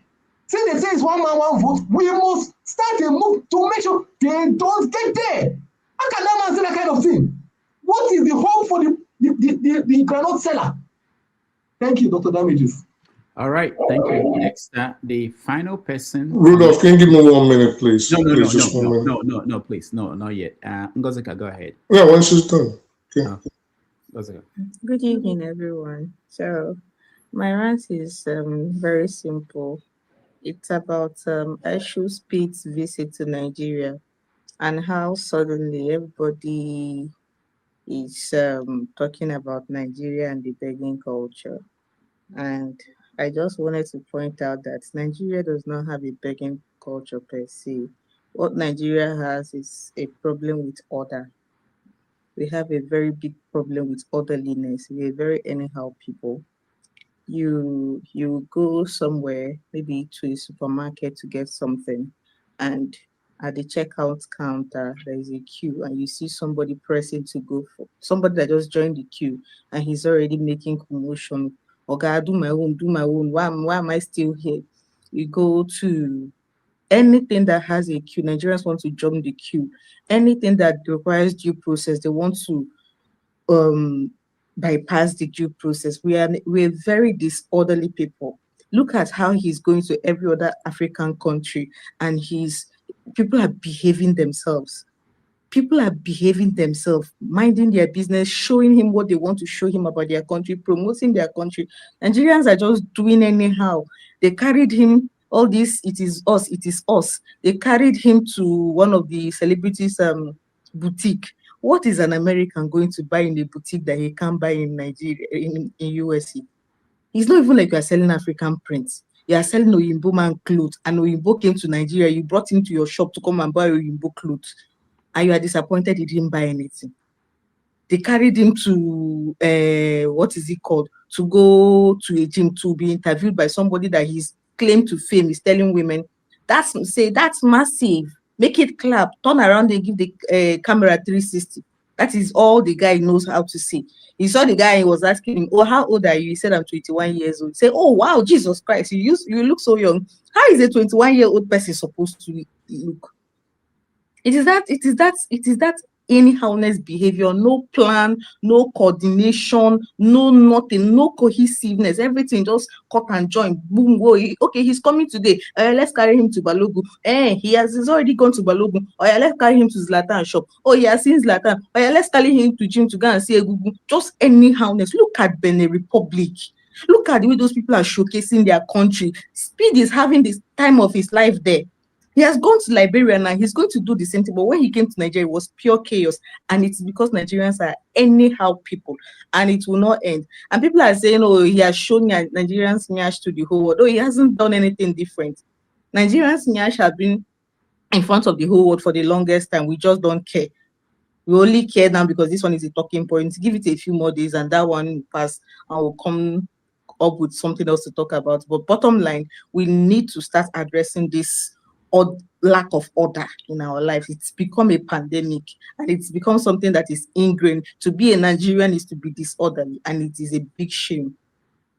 All right, thank you, Ngozika. I hope I covered everybody. You can now vote for who you think won, and that person will get a copy of my book, which is A Kiss That Never Was.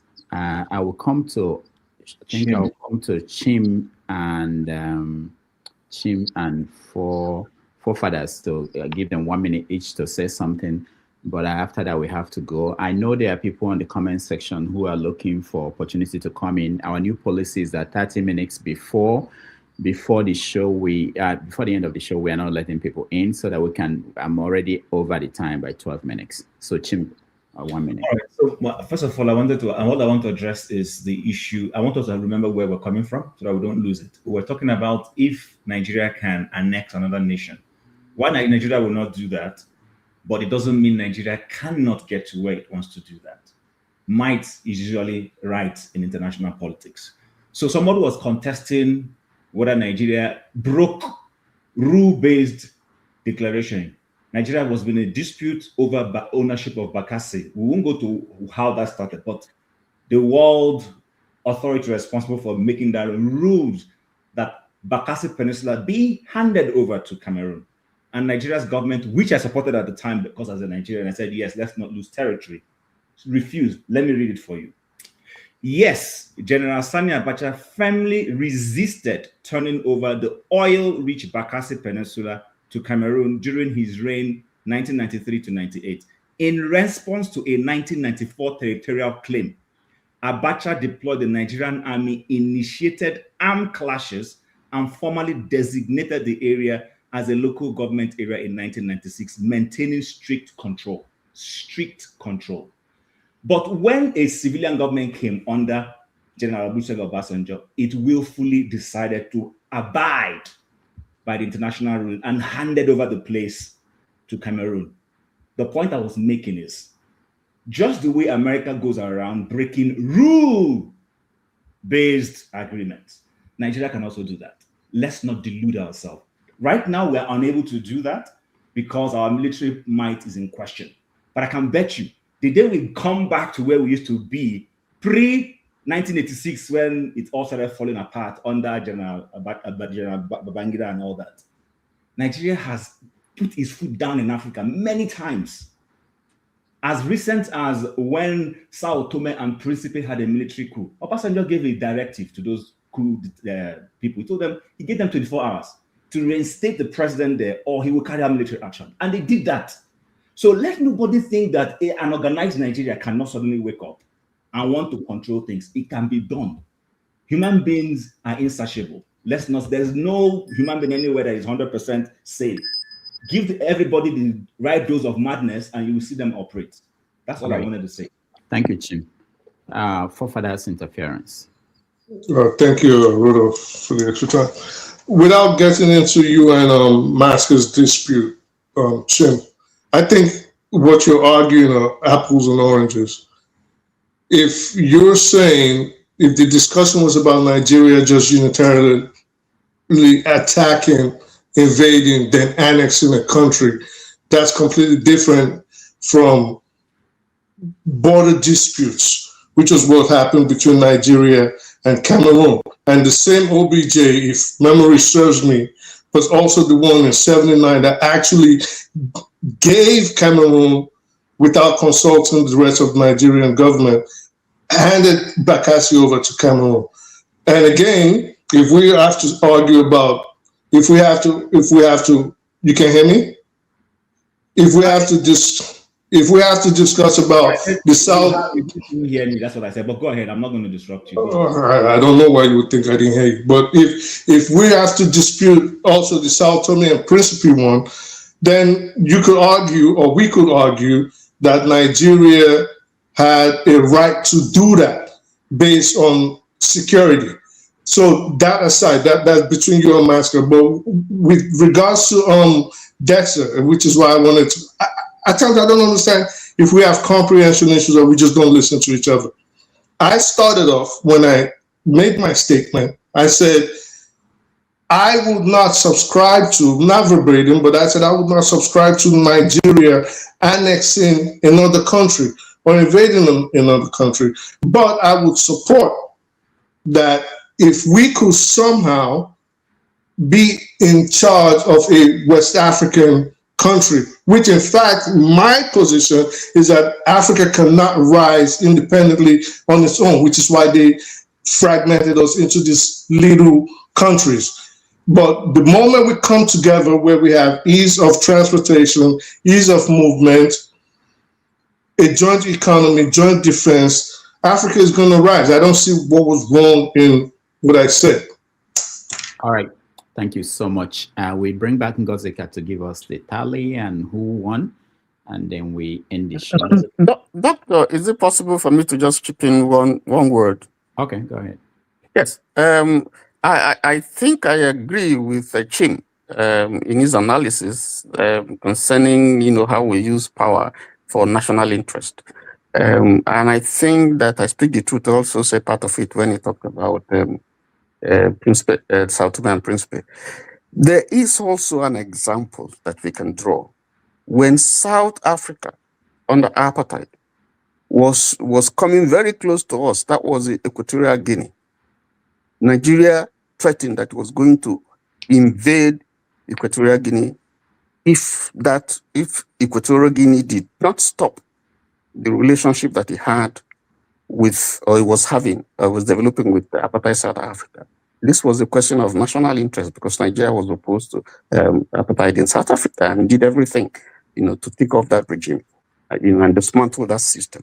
So I think Chib is right in saying that most of the time your national interest comes first. And it's not about morality, it's about, what your country, what is your security of a country and, your national interest. I just wanted to chip in that. All right, thank you, Tony.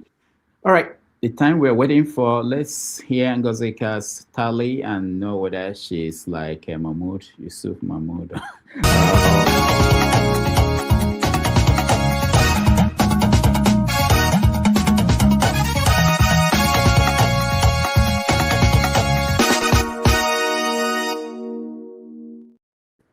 All right, Ngozika, tell us the winner.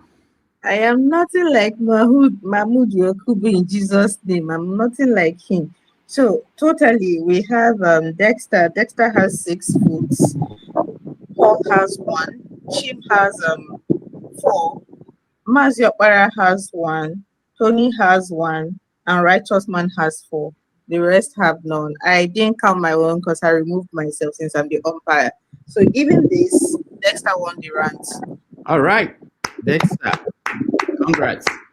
So Dexter, you can give me your contacts on the private chat. Mr. Rudolph, we are going to court on this. And by the way, Dexter also live in the abroad. Dexter also live in the abroad. Let those of us in the platform vote. The runner-up is Mr. Righteous Man. Dexter has 6 votes. Mr. Righteous Man has 4. Chim too has 4. So, all right. Dexter and Chim are disqualified. Supreme Court. No. We didn't say anybody. We didn't remove people who are abroad. So that's how we get it. Next week we are going to roll out a system, where we give out the copies that were bought by Tope and show we are going to give out to people. So there will be more chances for people in the comment section, people who are watching at home to win. So don't worry. Let me thank people that supported us today, and then we round up the show. Really, I want to thank you for your support. Brick House Capital, thank you so much. AI Village Creation, thank you. We appreciate you. One Man, thank you. And I think there's Oscar Black. Thank you so much for supporting us. I all of you. And there's a new show coming up for those who want to continue the conversation. Forefathers is coming up with another show. Thank you, Ngozika, for being here. Thank you, Tony, for being here. Thank you, Righteous Man. And thank you, Forefathers Interference. Thank you, Paul. Thank you, Mark. Thank you, Maska. Thank you, Chim. And thank you, Dexter, for being here. Tomorrow, again, reminding you, we're going to have the cartoonist, Mike Asoko, joining us. And next week's time, we're going to have Professor join us. Again, thank you for those watching at home, those on the comment section. I appreciate all of you. I will see you tomorrow on 90 Minutes Africa. Doctor, real quick, you asked me about Kemi Oluloyo. So Kemi Oluloyo is like one man went to Mo. They work together at par. All right, thank you.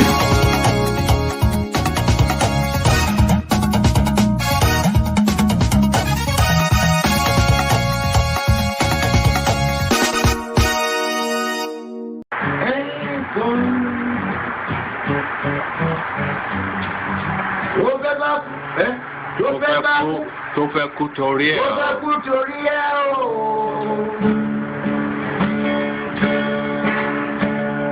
Ọwọ́ ẹni ló ti ṣàánú kọ́.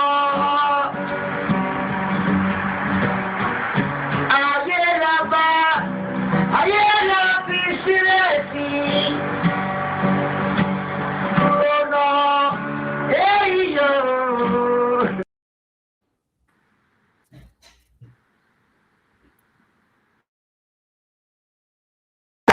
Thank you so much for watching. Thank you. Have you subscribed? Yes, you. Have you subscribed? You. Yeah, before you go, click. It's free. Click. Just that's it. Have you subscribed? You are laughing. Have you subscribed? Have you subscribed? Thank you. Thank you. Thank you. Hey, madam. Thank you so much. I can see you. I can see you. We have to get to 100,000 subscribers. By the end of the year, how are we going to do that if you don't subscribe? Yes, you. Yes, you're about to click off. Why? Have you subscribed? It's free. If you don't, ask your son, ask your daughter how to. Just one click. Thank you. Thank you. I see you. Aha. Thank you very much. Thank you very much.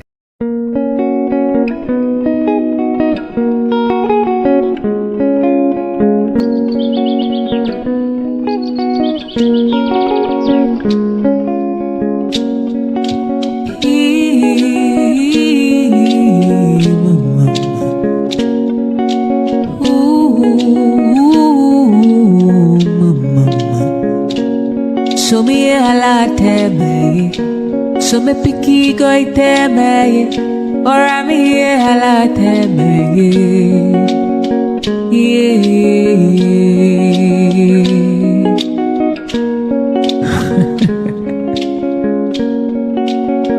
Ala woloma o, he go in the river o. Ala woloma, he go in the river, he go in the river.